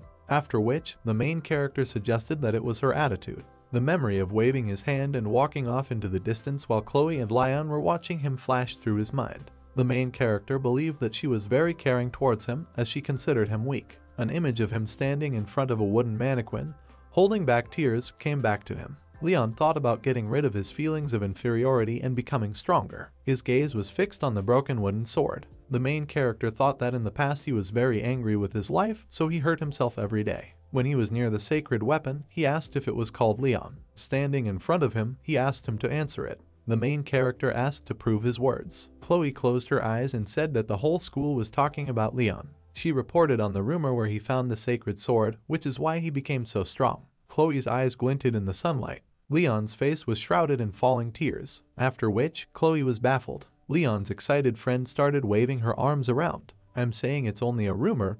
Besides, it's been a long time since the sword last appeared, right?" Chloe asked, taken aback. Through his tears, Leon said that it didn't matter right now. Chloe's face was filled with confusion. In the main character's mind, an image appeared that the sacred weapon had greatly helped him. Leon thought that Elsid was very rude and had a terrible temper, but despite this, he saved him. The main character noted that the sacred weapon pulled him out of the bottomless pit that he had dug for himself. Rodrigo, who was eating cookies, was watching what was happening in Leon's world. He dropped the cookie and stared at it. Rodrigo didn't understand why the atmosphere had changed so dramatically. The scale with the level above the main characters had suddenly increased. Elsid, taken aback, did not understand how this had happened. Leon stopped crying and put his head down. Leon believed that if he was the hero who would save the world, then the hero who saved him was Elsid. The main character's eyes narrowed. He believed that as the owner of the holy sword, he shouldn't have any flaws. A silhouette of a sacred weapon appeared in his mind. Leon thought that he would become a hero who would surpass Elsid's own expectations. Surprised, Chloe continued to watch him. Putting his hand to his chin, Rodrigo said he didn't understand anything at all. He was amazed that Leon had only spoken to the girl, but he was able to raise his resolve so high. A smile spread across Rodrigo's face. He thought Leon was perfect. Elsid, hovering above them, watched the situation. Sacred Weapon said that it was better not to think about it now. Suddenly, a grin appeared on Elsid's face. He noted that now real training will begin. Shocked, Chloe turned to Leon, who was shivering. It was deep into the night outside. While in his thoughts, the main character was lying in bed. Thinking about it, he said that he had indeed changed. A memory of Chloe popped up in his head, noting that his eyes were completely different. There was a faint smile on her face. Chloe was surprised that he didn't have to worry about anything and could look ahead calmly. She noticed that he looked a bit like Leon. Chloe asked Leon if there was a difference between a person who looks up and a person who looks down. The main character's face was filled with confusion. Fixing her hair, Chloe told him that he should talk to Leon. An image of a fearsome Leon appeared in her mind. She noted that apart from Leon, he doesn't communicate with anyone normally. Chloe assumed that Leon likes him. With a slight smile, the main character said that he would try his best. Leon rolled onto his side and grabbed the pillow. In his mind, he was apologizing to Chloe. Leon's eyes were blank. He thought about the fact that he wouldn't be able to fulfill her request. A month that wasn't shrouded in clouds hung over the academy. He was thinking about the next match. Standing on the balcony of the palace, Leon looked out into the distance. His face caught the glare of the light. He was thinking of Leon. Morning came, and as a result, a bright sun shone in the sky. Leon swung his sword and attacked the wooden dummy, after which, a portion of the wooden sword flew off to the side. Elsid noted that the wooden sword wears out quickly and you can't really fight with it. His gaze was directed at the tired Leon. Sacred Weapons reported that regardless of skill level, the sword also plays an important role in battles. He asked the main character to take into account the fact that training swords are weaker than real ones. In his hands, Leon held the remains of a wooden sword. He hoped that the sword would last one fight. Leon pointed out that the secret technique is best used only once. A flashback flashed through his mind, where Leon knocked his weapon out of his hand with a single attack. The main character believed that if he used the same technique against a genius like Leon, he would quickly defeat him. He recalled how after the fight, he grabbed his arm because of the intense pain. The main character was sure that now, in addition to the usual skill, Leon will be able to defeat him only by reading his movements. Elsid's face broke into a grin. He asked if he still wanted to see Leon's chart. Leon stated that this is so. A screen appeared in front of him, alerting him to Leon's capabilities. Surprised, he couldn't believe that Leon could use sword energy. The main character suggested that the last stage is to use the aura from the outside of his body. He believed that Leon was stronger than most instructors. While eating, Helmut turned his head to the side. The instructor assumed that someone was remembering him. Elsid stated that even the most talented warriors learned this technique around the age of 30. He was amazed that Leon, who hadn't passed his coming-of-age ceremony yet, managed to surpass them all. Leon put a hand to his chin, thinking. The main character was talking about Leon's strength and speed. He noted that his stamina was slightly higher. Shouting, he declared that Leon was undoubtedly very strong, but it was an opponent that needed to be defeated. Surprised, Elsid noted that this was a good start. Leon's face was in shock. Sacred Weapon stated that it would give him advice. A grin spread across his face. Based on all that we've been through, our task now is to defeat our enemy, reported Elsid. Leon smiled and exhaled. His eyes fell on the broken sword. He turned to Elsid. What if something goes wrong and I lose to Leon? What will you do then? Leon asked excitedly. After his question, Elsid was baffled. He said he didn't want to answer. Taken aback, Leon wondered why this was so. Closing its eyes, Sacred Weapon noted that this was its own test. With a furious look on his face, Elsid asked if he hadn't talked about this since the beginning of training. He said that Leon still has a lot to go through. The shocked protagonist fell to the ground. Leon noted that with each step it becomes more and more difficult. Elsid told Leon that this fight and its outcome could be the biggest change in his life. The holy weapon's face was shadowed by the setting sun. Elsid said that if he defeated Leon, he would tell him what would happen next. He noted that as soon as Leon hears his words, he will understand everything. The protagonist's face was filled with doubt. After finishing the call, Leon continued his grueling workout. Gradually, the clouds in the sky began to thicken. A heavy downpour began. Raindrops rolled down the palace window. Gilbert noted that the result exceeded all his expectations. From the window, Leon watched the raging downpour. Gilbert was amazed that Leon was so good that he was able to defeat Almond. In his hands, he held a document with the results of the competition. Leon's gaze was directed at the surprised Gilbert. He was surprised that Sir Gilbert himself had admitted it. Leon thought back to the last conversation he'd had with him, which had been very dark on the subject. Gilbert lowered his head and asked about 3 years, which was not a long time to acquire the right people. Putting his hand on the documents, Gilbert reported that Leon had defeated the Count's second son with a body that didn't have auras in it. He noted that there is no doubt about its potential. Leon's face was shrouded in a bright light. He said that today he received a message from Leon where it was written about his readiness, after which Gilbert's eyes narrowed. He was startled by the news. Lightning flashed brightly against the backdrop of Leon. He made a request to Gilbert. A bright lightning bolt cast a shadow across his face. Leon thought that he would not let the main character win. He believed that he would definitely show Leon his place. An image of Chloe walking forward appeared in his mind. Large puddles formed in the vast expanses of the academy. Heavy downpour continued to be accompanied by bright lightning. The main character's shadow was reflected on the floor of the corridor he was heading down. Flustered, Leon assumed that the academy was always talking about him. Elsid reported on a rumor about a holy sword hero fighting for his future. He asked if it was too loud. Helmut's gaze was directed at Leon, who had just arrived. The instructor stated that he was on time. The main character noted that it is very quiet today. Pointing to Lion, Helmet said that this was his condition. The instructor told him that unlike all the previous battles, Lion wants to fight without prying eyes and focus on the battle. With a smirk on his face, Elsid noted that Elmont wanted to publicly embarrass himself, after which Leon laughed awkwardly. Raising his hand, the instructor said that there were no spectators and only one observer would be present. The main character didn't understand who he was talking about. Thinking about it, Elsid realized this. Leon asked if the sacred weapon knew him. An image of Chloe appeared in Elsid's mind. He assumed it might be her. Furious, Leon wondered why he felt that way. Closing his eyes, Elsid noted that it was all a matter of perception. In his mind, the sacred weapon conjured up an image of Lion standing behind the protagonist and Chloe. Elsid suggested that Lion was thinking of a special bond between the main character and Chloe. Sacred weapon believed that he wanted to use this match to prove his greatness in front of her and Leon.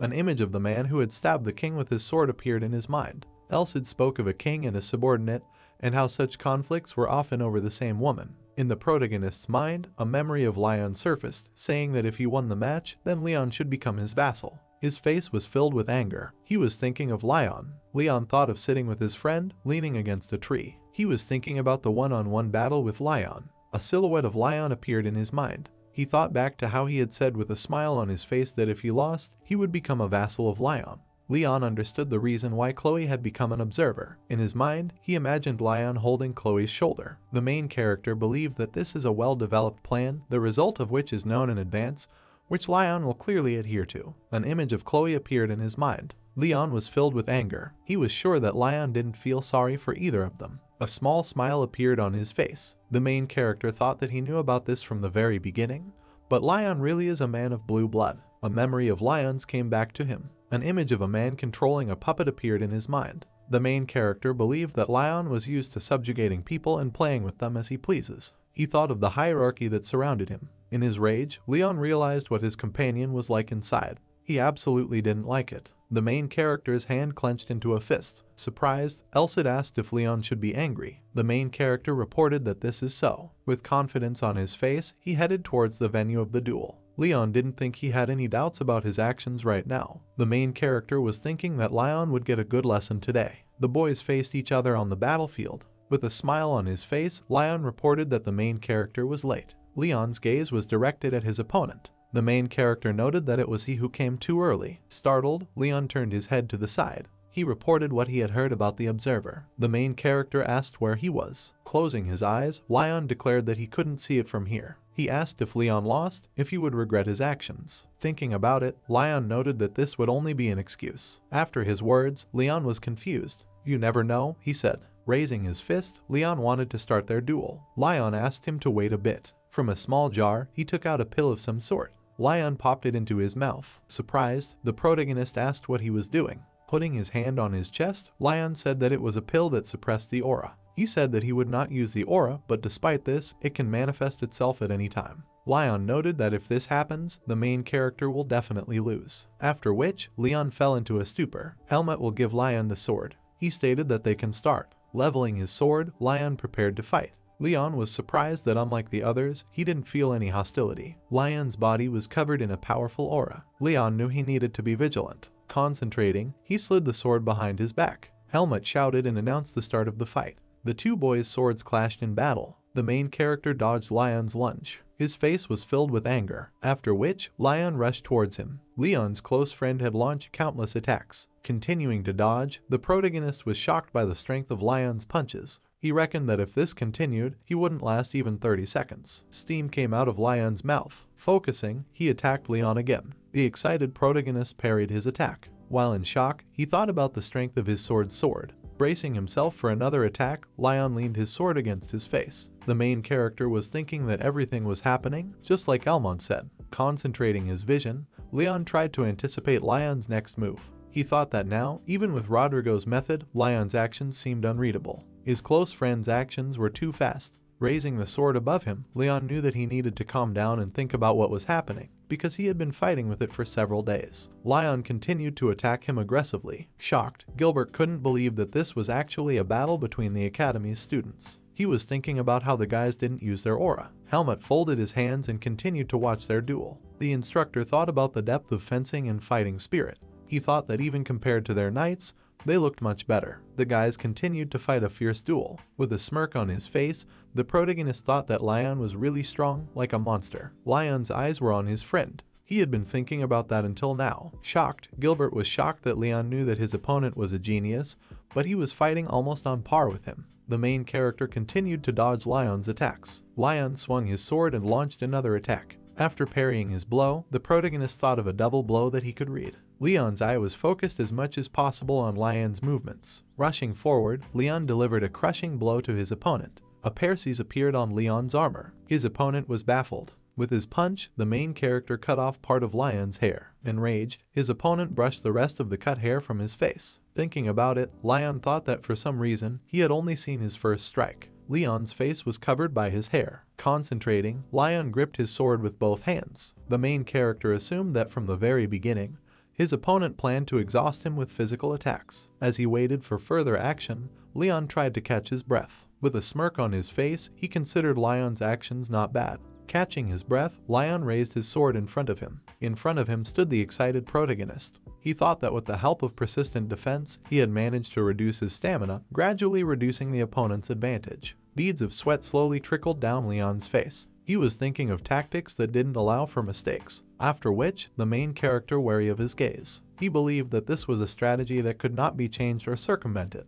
A powerful aura enveloped his body. Leon reflected that his sense of victory was getting stronger and stronger each time. The main character believed that he had to somehow break Lion's will, otherwise he would never give in to him. His opponent's face was brimming with confidence. Gilbert's face betrayed his surprise. He was amazed that Lion chose to use the pure law technique. Raising his sword, Leon prepared to advance. Gilbert thought about how Lion had focused all of his attention on the muscles and blood flow that contributed to the increase in strength beyond the body. His gaze was focused on Lion's body. Leon's opponent's gaze was filled with hatred. The main character continued to focus his vision on Lion's movements. His opponent used maximum acceleration. With lightning speed, Lion rushed towards the main character. Turning his head back, he was shocked that Leon was able to dodge. Blood gradually began to drip onto the floor. Holding his injured arm, Leon thought about the pure law. He couldn't believe that Lion wasn't using aura. Leaning close to his ear, Elsid informed him that there was indeed no mana in there. After which, the main character jumped to the side out of fright.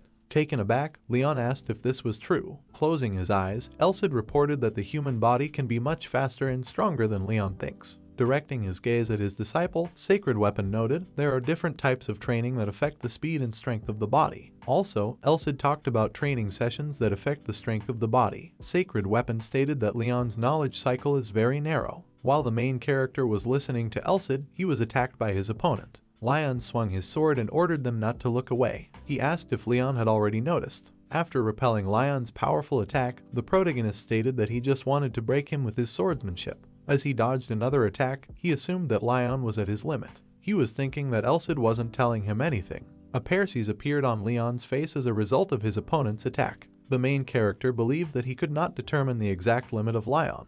Thinking about it, he decided that he didn't want Elsid's interference. After Lion's attack, he jumped back. The opponent's face was wary. Leon gripped his sword with both hands, thinking that he was only 5 or 6 paces from the edge of the clearing. He suggested that he might push Lion back a little. A mysterious aura enveloped the main character's body. Surprised, Gilbert noticed the change in Leon's mood. He believed that Lion's level was too high for simple basic attacks. Blood was slowly trickling down Leon's cheek. He was confident that the victory would be his. The main character thought that he should calm down his ardor a little. An image of an hourglass and Lion appeared in his mind. Leon thought that while maintaining his superior physical strength, he could only wait for Lion to relax and wear out. He knew that he didn't know the exact time, so now he had to keep an eye on the opponent's movements. Smiling, the main character said that he himself was amused by his thoughts. Lion's face tightened. Concentrating, Leon raised his sword with bloodied hands. When he thought about it, he knew that he had to believe in his own strength. An image of his friend towering over him appeared in Lion's mind.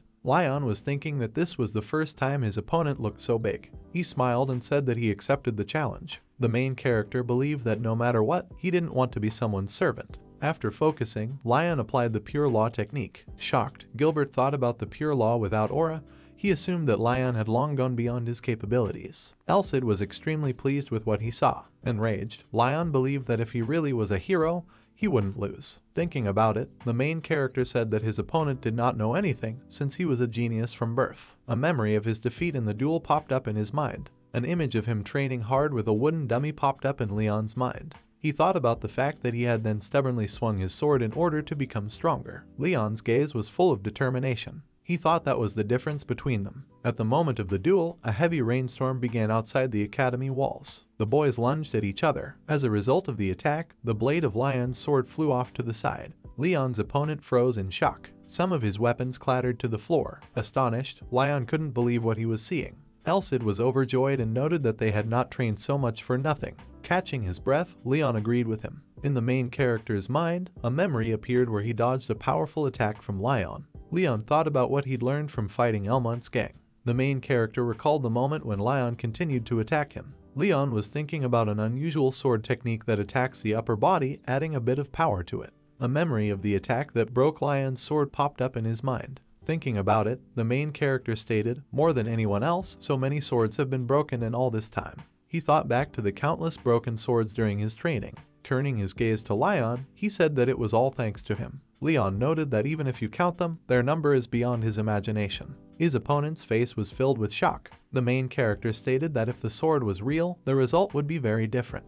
After which, Leon pointed his sword towards the fallen opponent. With a smile on his face, he announced his victory. Behind him, Gilbert said it was an exciting fight. Turning his gaze upward, Elsid told Leon about the conditions of their battle, which was that if Leon won, he would become his vassal. With a malicious grin on his face, Sacred Weapon asked what Leon asked for in case of victory. In the protagonist's mind, there was a memory of Leon, who said that he would give him anything he wanted, except for what might harm his family and honor. Also, his opponent pointed out that the transfer of arcane swordsmanship and aura techniques, along with forbidden potions, is impossible. Leon put a hand to his head, lost in thought. He thought that he wouldn't need it. With a tilt of his head, Leon declared that he had lost. His opponent thought that accepting Leon's challenge was too cocky. Leon noted that now all he has to do is accept the result. With complete seriousness on his face, Leon's opponent reported that a promise was a promise. He asked what the main character wanted. After saying that, Leon was taken aback. Putting his hands on his side, he said that he would put it off for later. Leon was shocked by his response. With a smile on his face, Leon noticed that he wasn't thinking about it right now. The main character asked if Leon would like to fight again sometime. His opponent's face was filled with confusion. With a small smile on his face, Leon agreed with him. The shadow of the bright sun shrouded the academy corridor. Clutching his arm, Leon noticed that he hadn't used acceleration yet. He thought that Leon had overdone his sword swing. Chloe's hands were on Leon's wound, and she applied healing light. Concentrating, she continued to heal his sore arm. Delighted with the result, the main character was amazed at how quickly the wound healed. He was talking about level 4 healing magic. The delighted Leon declared that Chloe was incredible. His girlfriend's face was frozen in place. With tears in her eyes, Chloe declared that she didn't understand either him or Leon. She didn't understand how they could fight each other. After hearing this, the main character was thrown into shock. Wiping a tear from her eye, his girlfriend noted that he had become strong. Looking down, Chloe asked if Leon was going to leave the academy. Surprised, he asked how she knew about this. Closing her eyes, Chloe claimed to know Leon. She also noted that she is not so stupid. The main character's face was covered with longing.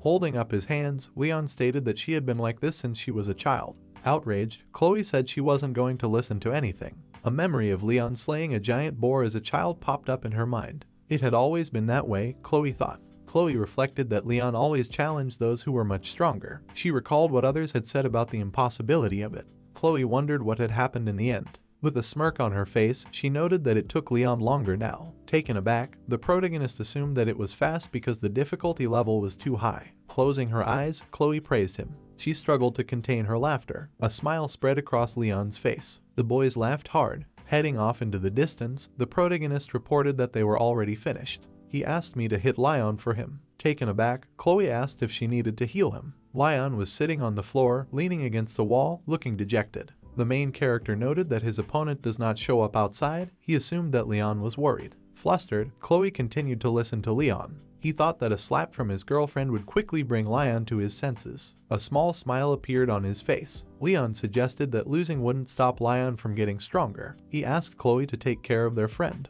Her eyes reflected Leon's departure. Putting her hand to her chest, she turned to him and asked him what he was going to do after he left the academy. Leon waved his hand as he left and noted that it was a secret. Her face was filled with emotion. She folded her hands in thought. Flustered, Chloe put her hands to her chest and froze in one position. Elsid, who drew her attention, said that for the first time he saw a wizard who did not believe in God and prayed for others. The main character noted that Chloe is really an amazing person. The walls of the academy were shaded by the sun. Sacred Weapon asked if he would leave like this. Leon stated that this is so. With a smirk on his face, Leon assumed that Elsid was eager to find a special person. Taken aback, Sacred Weapon didn't understand what he was talking about. A memory of his training sessions popped up in Leon's mind. He thought about how he was desperately trying to get stronger and didn't want to give up even when things were going downhill. Thinking back to Leon's birthday, he thought of the wall of status and talent that he felt was impossible to overcome. The main character was thinking that in front of two special people, he struggled for years with a sense of detachment. A memory of his first encounter with the Sacred Weapon popped up in his mind. He was sure that for him, meeting Elsid was fate, and therefore he could overcome himself and become stronger. The main character recalled his achievements, in which Elsid helped him.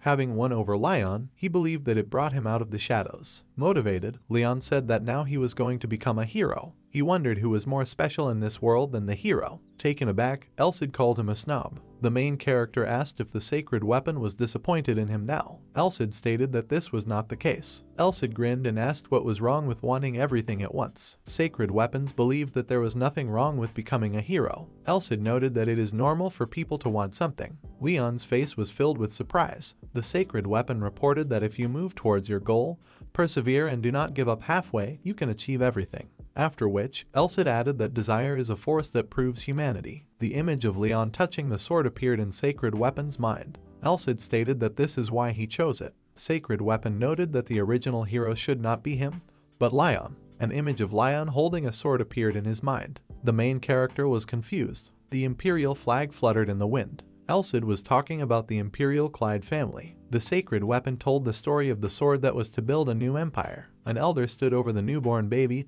holding a scepter and a power. Elsid said that Leon's friend's full name was Leon Callum Gladius von Clyde. He noted that Leon was the chosen vessel for the hero, who was to be reborn 150 years later. Leon's face was filled with shock. Lowering his head, he declared that Leon would be the perfect hero. Just like Elsid said, the glory that Leon was supposed to enjoy passed down to me. Leon mused. Raising his thumbs up, the protagonist assumed that this match was a test. Folding his hands, Elsid declared that Leon had done a good job. With a smirk on his face, the Sacred Weapon spoke of someone who would become a hero without any prophecies. Elsid believed that only with his own willpower and determination would Leon open up a path for himself. Gilbert watched in shock as Chloe slapped Leon across the face. Elsid noted that the guy named Leon was wrong. A faint smirk appeared on the protagonist's face. Turning to the protagonist, Sacred Weapon asked if he felt guilty for taking his chance. Taken aback, Leon spread his hands and said he didn't know. With a smile on his face, the main character stated that they were all on equal terms now. He didn't understand why he should feel guilty for a guy who tried too hard.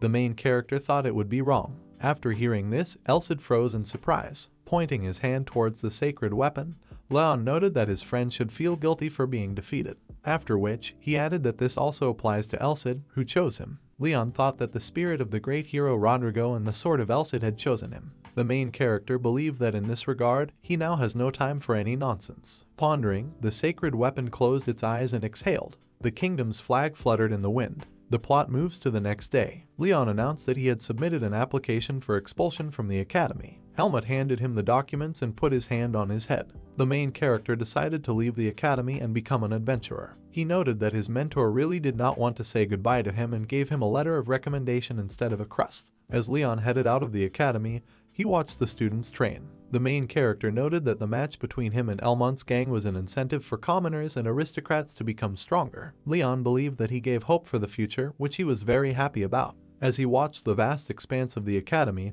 he knew that he would never return there again. After being motivated, Leon raised his hand up and signaled the beginning of their journey. The main character went to Blaine, a free city where all adventurers gather. There were sounds coming from the thick of the forest. Startled, Leon ran out of the crowd. Trying to catch his breath, he said that he needed to get out of this terrible place as soon as possible. Leon's terrified eyes were filled with tears. Putting his hand to his face, the main character looked at the expanses of the city. Leon thought Blaine was far away. He was talking about how it had been half a month since he left the academy. The main character wanted to get into bed as soon as possible. With a look of disdain on his face, Elsid noted that the forest wasn't scary at all. He felt that Leon should be grateful to him for training his stamina. The main character's face was filled with indignation. He thanked the sacred weapon and remarked that he would not have survived without its help. Leon thought about how half a month ago, he and Elsa had entered the forest to take a shortcut to Blaine. The tired protagonist brought firewood to support the fire on which the food was being prepared. He noted that at first he was afraid. A memory of being attacked by a horde of goblins popped up in his mind. Leon added that they were occasionally attacked by goblins. The main character noted that if it wasn't for Elsid and his training at the academy, he wouldn't be here now. Leon thought back to the hard training of the sacred weapon. A memory of how he used the holy sword popped up in his mind. The goblin's head was cut in two. The determined Leon continued to fight fiercely against the monsters from the forest. The main character believed that all the days in this forest, he seemed to be retraining and was trained by Elsid. With a smile, Sacred Weapon stated that it had taken longer than he had anticipated. Elsid noted that even so, the goblins were decently flown in like this. He thought back to Leon's head-splitting experience with the enraged goblins. Elsid claimed that he had become so strong that he destroyed them all in 10 seconds. Leon was heading for Blaine at an incredible speed. Sacred Weapons thought it wasn't bad. Elsid pointed out that it was because of the training that made Leon pass through this forest so quickly. Clenching his hand into a fist, the protagonist thought that he was definitely stronger than he was before entering this forest. Closing his eyes, Leon thought that there was only one thought in his mind right now, which was about fighting monsters. The main character's face was filled with emotion. Elsid reported that he sees his motivation. Closing its eyes, Sacred Weapon noted that it needed to be patient for a bit longer now. After which, Leon was taken aback. An image of the bowl that stood on top of the mountain of goblin corpses appeared in Elsid's mind. Sacred Weapon stated that Leon wasn't experienced yet, so he needed to gain experience to fill his glass to the brim. Elsid thought about it and imagined a broken glass being filled with water. The Sacred Weapon noted that whatever Leon poured, its power would grow. Elsid added that if his glass was empty, there would be no effect. The main character smiled and said that he would keep this in mind. The afternoon sun shone brightly over the city. An eagle hovering over Blaine watched the city. Leon arrived at the entrance and headed towards the security guards. The streets of the city were ablaze with life. Raising his hand, the main character said that he was glad to arrive safely in the city. He noted that his academic ID came in handy in time. Looking around, Elsid declared that this city sucked. Leon's face was in shock. The eyes of the townspeople surrounded the newly arrived children. Sacred Weapons reported that 300 years ago, there were dozens of such cities. Elsid said that the city is not small, but not big either. He thought that the city was dirty and there was only a rabble in it. Sacred Weapon's gaze fell on the bandits sitting in the shadows. Elsid didn't like what he saw. Taken aback, Leon noted that this is not the main thing. While walking down the city street, Sacred Weapon asked where Leon was going to go. Elsid assumed he was heading for the hotel. The main character said that first he had to go to the guild. The daytime sky was shrouded in snow-white clouds. Leon thought that was why they didn't have to hurry just yet. He thought it was better to register now than later. Remembering the main character's words, Elsid asked if he wanted to become an adventurer. An image of powerful knights and sorcerers appeared in his mind. Leon noted that mercenaries were good, but compared to adventurers, their range of action was too narrow. The main character said that he was not going to take on tasks with high pay. An image of himself fighting a mob of goblins appeared in Leon's mind. He believed that first of all he needed training. "I think I'll take on missions where I have to destroy monsters," he continued. Closing his eyes, Elsid noted that it was still a long time before his seal was released. Thinking about it, the main character thought that in the forest, in addition to battles, he learned a lot from Elsid. The memory of his first encounter with the Sacred Weapon popped up in Leon's mind. The protagonist noted that since Elsid had fallen a year earlier than planned, most of his holy sword power had been sealed. An image of a sacred weapon that was wrapped in chains appeared in his mind. Rodrigo raised his sword above his head as he towered over the mountain of fallen goblins. Leon reported that Elsid's original goal was to prepare the wearer's body for immortality, giving it immense power in return, making the wearer an invincible hero. The main character mentioned that the aura was a bonus to strengthen his skills and body. Raising his fist in the air, Leon thought that what he needed to do now was to learn how to use the sword fluently, which he needed an aura for. The main character was sure that he should improve his skills even more. Gradually, the sun began to set. After putting the seal on the document, the girl thanked Leon for coming to register as an adventurer. With a smile on her face, the girl stated that they were confirming his training at the academy and accepting his recommendation letter from Sir Helmut. She pointed out that if Leon registered as an adventurer, he could start at D rank. Holding the document in his hands, the protagonist asked if he could start. He noted that his document has a D rank. The girl said that this is the rank at which he can start taking tasks. She stated that if Leon followed the rules, he would quickly reach the C rank. With a smile on her face, The girl said that the B rank is given out on the condition that the main character must prove his skills in using aura. She pointed out that it would take some time for him to reach the aura S rank, which is highly prized in their guild. Leon was shocked that the use of aura was the minimum condition for a boost. The main character thought that in addition to simple use, here the control of the aura should be like this. The guy's hand was covered in a powerful aura. Leon was thinking that a sword covered in aura could cut rocks and break steel. This was already a great talent. With the help of the aura, the stone was cut into 2 parts. Leon's face was filled with excitement. He knew that even with such abilities, he would still be at the B rank. The main character was shocked that the S rank was so strong. Elsid was surprised and said that it was quite an interesting organization. He asked Leon to pay attention to the number of races that were present there. The guild room was crowded with different races who were watching him. Their faces were full of menace. With a smirk on his face, Elsid talked about how the guild had everyone from werewolves to elves and half-elves. Sacred Weapons was surprised that those who had been at enmity with each other 300 years ago decided to unite. He thought that the person who created this organization was pretty good. Leon's face was in shock. Taken aback, the girl asked if everything was fine. The main character reported that everything is fine. Drawing attention to the task board, she reported that the registration process was completed. The girl said that if Leon wants to officially start his work, then he must accept one request for free. She handed the task sheet to the main character. Leon was shocked that the task had to be completed for free. The shocked protagonist asked about it again. With the task in hand, the girl said that in order to be an adventurer, you need to have a guild certificate. With a thumbs up, she stated that Leon had to prove that he was capable of being an adventurer. Dropping his gaze down, Elsid reported that not everything comes easily. The enraged protagonist ordered him to shut his mouth. Clouds gradually began to gather over Blaine. The stream flowed slowly through the city. It was directed to a place that was under the city. Leon was on his way to a water mission. With just one punch, the main character defeated the monsters attacking him. Blood splattered everywhere. Leon noted that this was the first time he was seriously fighting with a sword. Behind him, Elsid stated that the main character's swordsmanship was always 1-on-1. Sacred Weapon added that due to this, its field of vision should be facing several enemies. Elsid believed that wild, flying monsters were the best practice, which was the battle between these species. Leon was surrounded by a crowd of monsters. The main character noted that now he almost does it. Folding their hands, Sacred Weapon stated that the mission Leon had chosen was to clean up the sewers, so there was nothing he could do. Enraged monsters rushed towards the main character. With just one swing, Leon overthrew this crowd. His eyes narrowed. He turned to Elsid with a question about the monster at the end. The monster behind him had a horn on its head. The main character didn't understand why he needed it if he was a rat man.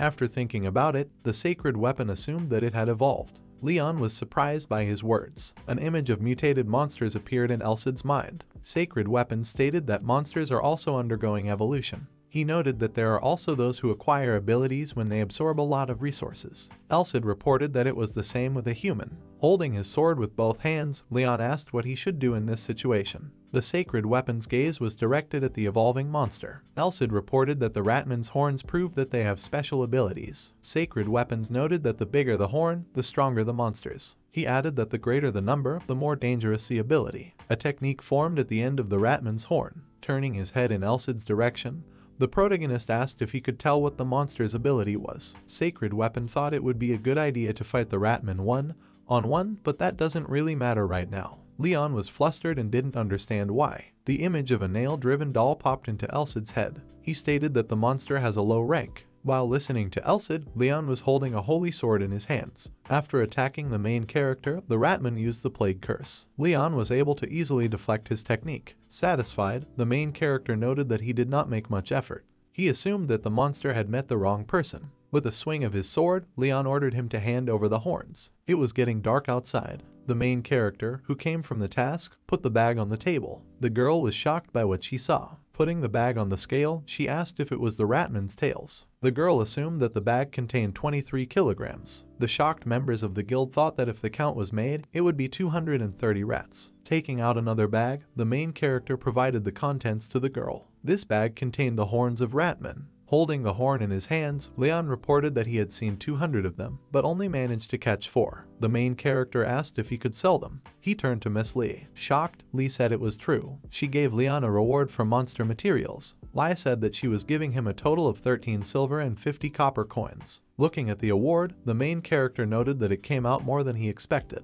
With a smile on her face, Lai reported the high price and demand for Ratman horns. She stated that Leon was the first person to complete the mission so well. The main character's face was filled with shock. Lee said she was very surprised by the result. Lee stated that she would have been even more surprised if he had brought a live Ratman to the guild. After hearing this, Leon was confused. Folding her hands, she hoped that the main character would be able to subdue all 4 evolutionary species. Although you're still so young, you must also have a good command of aura, which is impressive, Lai continued. Being confused, the main character put his hand to his head. Taking out a box from the shelf, Lai congratulated Leon on being registered as an official D-rank adventurer from now on. After she opened the box, the main character saw the guild's logo. Lee said that the seal on the plate represents the free city of Blaine. Picking up the plate, Leon asked if he could use it however he wanted. Lee said it was true. She added that if the main character is below B rank, then his mission parameters will be changed to second priority. His face was filled with confusion. Leon's gaze was directed at the adventurers who were standing in front of the quest board. Lee said that this measure is designed to prevent people who are only looking for profitable missions. The main character agreed with her. Looking at the guild's emblem, Leon thought that he was no longer a student of the academy, and this plate proved that he was an adventurer. The guild's logo glinted with light. Lee laid her hand on her chest and said that if Leon had a special request that he wanted to pass, he should let her know. She noted that even if the amount of the mission is small, she will try to help in some way. Leon clutched the plate in his hand and considered. While standing at the door to the guild, the main character looked thoughtfully into the distance. He turned his attention to the satisfied Elst. With a smirk on her face, Sacred Weapon assumed that Lai had mistaken Leon for the strongest hero. The shocked protagonist didn't understand why Elst had decided to do this. Sacred Weapon claimed that Leon had no money, no fame, and that he had volunteered for a difficult mission. A memory of how the main character had accepted Lai's assignment popped up in his mind. Elsid reported that since ancient times, it has been said that a hero does not reveal his identity until his people themselves consider him a hero. The evening sky was shrouded in clouds. Sacred Weapons believed that in a sense, this was how it should be. Elsid asked if it was cool. Closing his eyes, Leon declared that he didn't need any extra attention. Sacred Weapon pointed out that if anything, they would find out soon enough. Elsid declared that as Leon's teacher, he would endure anything.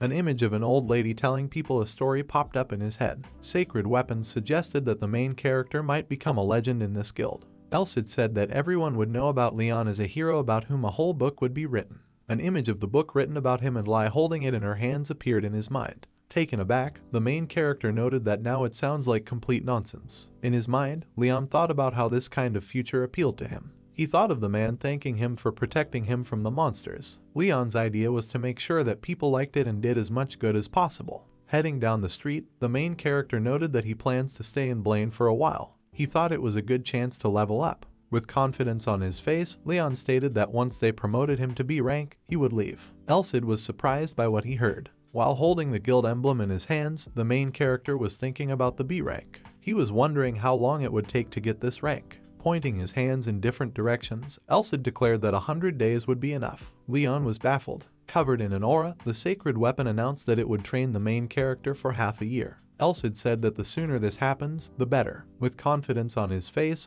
the Sacred Weapon notified Leon of the increased training. Elsid reported that his apprentice was currently catching rats in the sewers, which hurt his pride quite a bit. He considered it a disgrace. In the mind of the main character, a memory arose that he earned a lot of money for killing monsters. Leon didn't know if that was a bad thing. Elsid stated that Leon should become stronger as soon as possible. An image of a powerful dragon appeared in his mind. Sacred Weapon noted that the main character's strength should prevail over the dragon. Outraged, Leon asked if Elsid had missed out on too many ranks. His face was in shock. Sacred Weapon reported that Leon had now fully mastered the skills he had been given. In the main character's mind, a memory of how fast he overcame the expanses of the forest popped up. Elsid pointed out that he needed to become stronger in battles. After thinking about it, Sacred Weapon stated that one of the hero's privileges is the ability to destroy monsters, absorb and accumulate their power. In his hands, Leon held the dead Ratman's tail. The main character recalled being near a pile of goblin corpses. He thought about what Elsid had told him about the connection between monsters. Up until this point, Leon had thought that the fastest way to develop an aura was to take potions. An image of a king using a technique appeared in Elsid's mind.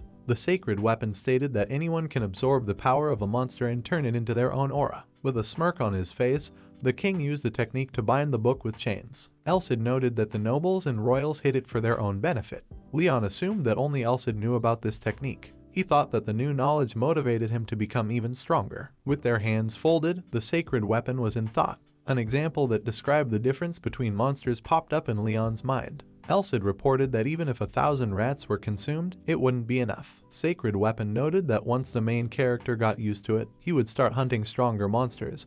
He wanted Leon to give preference to dragons. An image of fighting a huge dragon appeared in his mind. The main character asked if Elsid was joking. The infuriated Sacred Weapon declared that it wasn't joking. Elsid noted that the holy sword wasn't just a scavenger. He asked if it made sense for Leon to constantly clean these sewers. After the task, the main character's body was covered in mud. Leon was thinking that when he came out of the sewer, he asked Elsid to use the purification ability. After concentrating, the Sacred Weapon used this technique, after which Leon's clothes shone with cleanliness. The main character believed that much had changed during that time. Walking through the evening city, Leon asked why Elsid was so eager for him to start hunting dragons. Directing their gaze at him, Sacred Weapon replied that their next target was the Titan Mountains. In his head, the main character imagined a mountain of titans. Leon said it was a place where even dragons couldn't go. He noted that this is the land where the Titan rules. Stretching out his hand, the main character stated that this is a place that Elsid could not conquer. He did not understand why he needed it. The Sacred Weapon reported that it would benefit Leon. Startled, Elsid noticed that his body was still there and he had forgotten about it. An image of Rodrigo putting his hand to his head appeared in his mind. He suggested that Leon set a goal, which was to complete this within 6 months. Putting his hand to the selection, the main character noted that this is a rather dangerous place. Elsid reported that this was not the case. Turning his head in Leon's direction, he said that he wasn't joking. The Sacred Weapon reported that he was confident that the main character could handle it. Pointing a finger at himself, Elsid asked Leon to trust him because he is a holy sword. A faint smile appeared on the protagonist's face. Closing his eyes, Leon realized that after all, he always trusted Elsid. Sacred Weapon stated that the infernal training starts right now. The guild flag slowly fluttered in the wind. Leaning down, the man addressed the cat. The guy asked if he was going to kill rats again. Drawing attention to the main character, the stranger wondered if he was called a cat. He noted that Leon is young. The young man told him about the rumors that said that the main character kills 100 rats every day. As Leon walked towards Lai, he was thinking that he had become quite popular because he had hunted ratmen too often. Leon noted that now everyone calls him the cat. Walking over to Lai, he placed a bag of materials on the table. Glancing at the bag, she asked if there hadn't been enough loot today. The main character reported that this is so. Leon noticed that the ratmen were barely visible to him now. He also reported a decrease in their number. A memory of the ratmen running away at the sight of him popped up in his mind. Leon assumed they were afraid of him. Putting a finger to her cheek, Lai declared that the ratmen weren't all that smart. The main character noted that he would like to see other tasks. Lee gave him a list of other tasks. An enthusiastic Lai said that she knew this day would come one day. She reported having 4 special orders. Thoughtfully, Leon turned his gaze to them. The main character focused on one of them. He put his hand on one of the tasks. He thought that he had studied all the tasks. Leon noted that the request for this task is quite old. Turning his attention to the task, Elsid noted that they didn't pay much here. He found Leon's choice quite interesting. Putting his finger to his face, the main character said that he wanted to choose it. The afternoon sun rose over the city. Leon asked if the stone slime needed to be destroyed. An image of the place where the stone slime lived appeared in my mind. The main character said that the habitat is an underground passage near the wall. Because of the habit of gnawing rocks, if they are not removed from there, the strength of the fortress will noticeably sag, Leon continued. Holding a task sheet in his hand, the main character said that the customers are the Knights of Blaine. Taken aback, Leon realized why he was being paid so little. After he arrived at the entrance of the underground passage, the protagonist handed the task sheet to the knight. The shocked knight asked if Leon was talking about their bid. The main character's face was shocked. Surprised, Leon asked where the monsters were, noting that he had received an official request from the guild. The knight understood what he was saying. While standing behind the main character, the knight asked if he was the cat. With a smile on his face, he talked about the adventurer who cleared the sewer of rats. Leon said it was true. Putting his hand on the main character's shoulder, the knight was happy about it. He added that there should be more adventurers like Leon in this city. With a smirk on his face, the knight stated that the adventurers were so weak right now that they were useless. He noted that such people are even funny to call for help. The knight asked Leon if that was the case. The main character found himself in an underground passage. Leon recalled the words of the knight who said that if he successfully completed the mission, he would increase his reward. The startled protagonist suggested that it would not be easy. Elsid asked if it was a good thing that the knight promised to increase the reward. Leon pointed out the floor and said it wasn't as dirty as the sewer yet. He noted that the floor of the underpass was slippery. The main character believed that it would be difficult for him to move and keep his body balance. Closing his eyes, Elsid declared that this was the perfect leg workout. Leon held up his hand and asked him to wait. His gaze was directed towards the glowing slimes that were heading down the underground passage. Taken aback, Leon guessed that there were 3 monsters. Sacred Weapon asked the main character not to slow down. Turning to the main character, Elsid pointed out that if it was just a normal slime, they wouldn't be turning to adventurers. Gripping the sword in his hands, Leon agreed with him. In front of his face, there was a rock that was flying towards him. At the last moment, the main character managed to dodge the flying stone. A piece of rock slammed into the wall of the underground passage. Leon was shocked by what he saw. Elsid claimed that Leon was attacked from the front. A slug was heading in his direction. The main character tried to cut it into 2 parts. Using a special technique, the slug repelled Leon's attack. With a smirk on his face, the protagonist understood why he was called a stone slug. With confidence on his face, Elsid revealed that the main weakness of the slime is the core. The plot showed us exactly what this core looks like. The Sacred Weapon noted that if you break the slug core that is inside,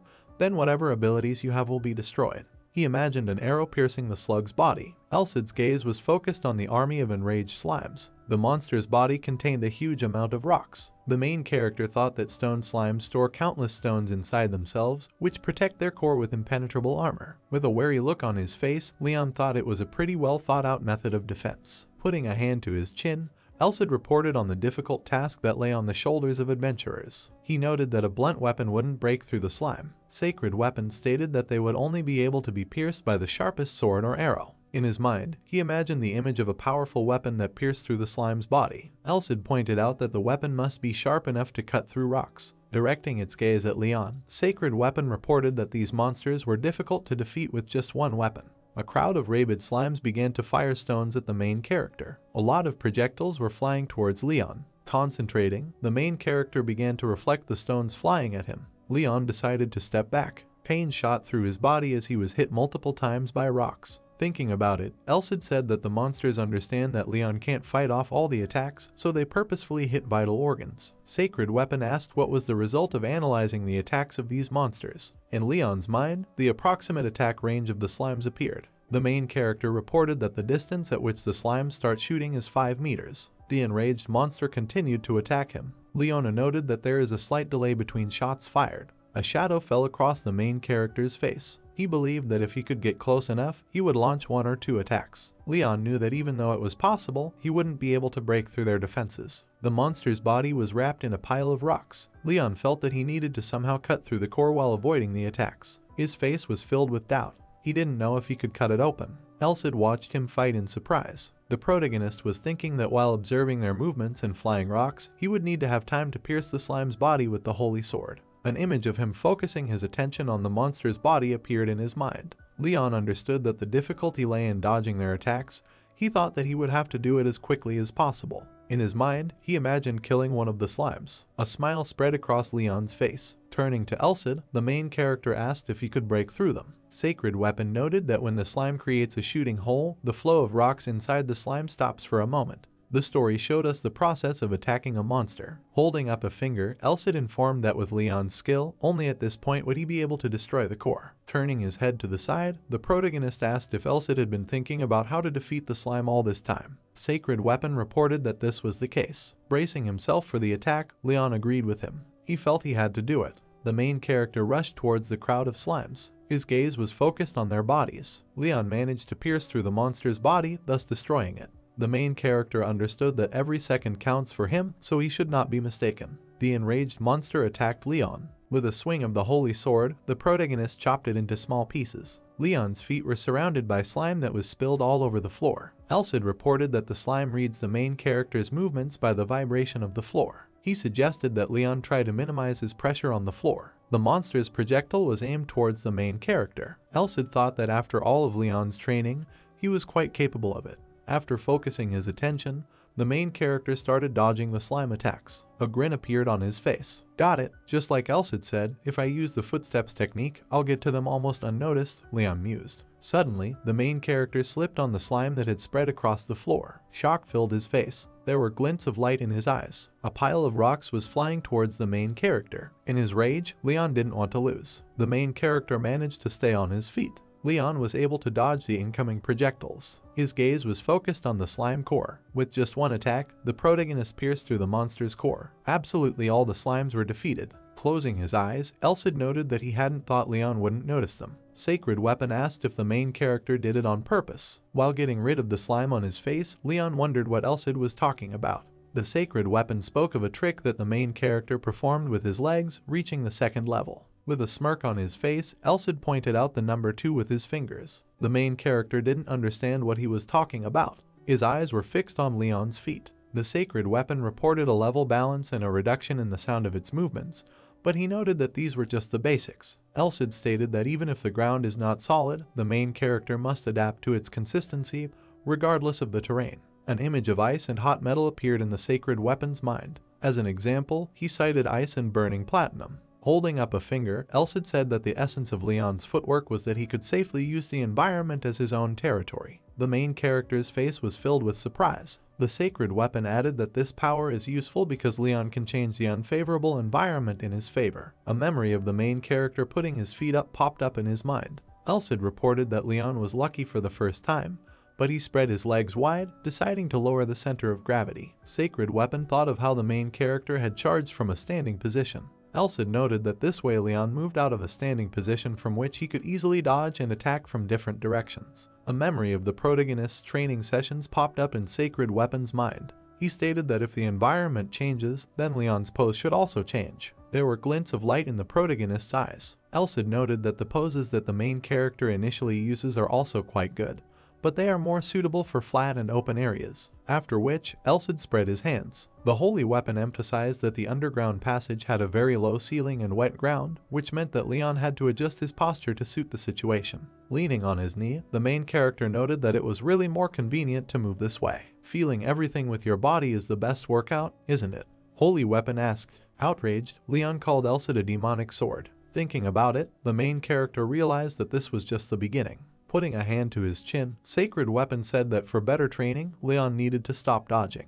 The main character's face was shocked. Holding the stone in his hands, Elsid asked if Leon would like to die being stoned. He stated that the main character needs to learn how to take a hit, but receive less damage at the same time. The Sacred Weapon asked Leon to take the blow with his body as if he was trying to block it but couldn't.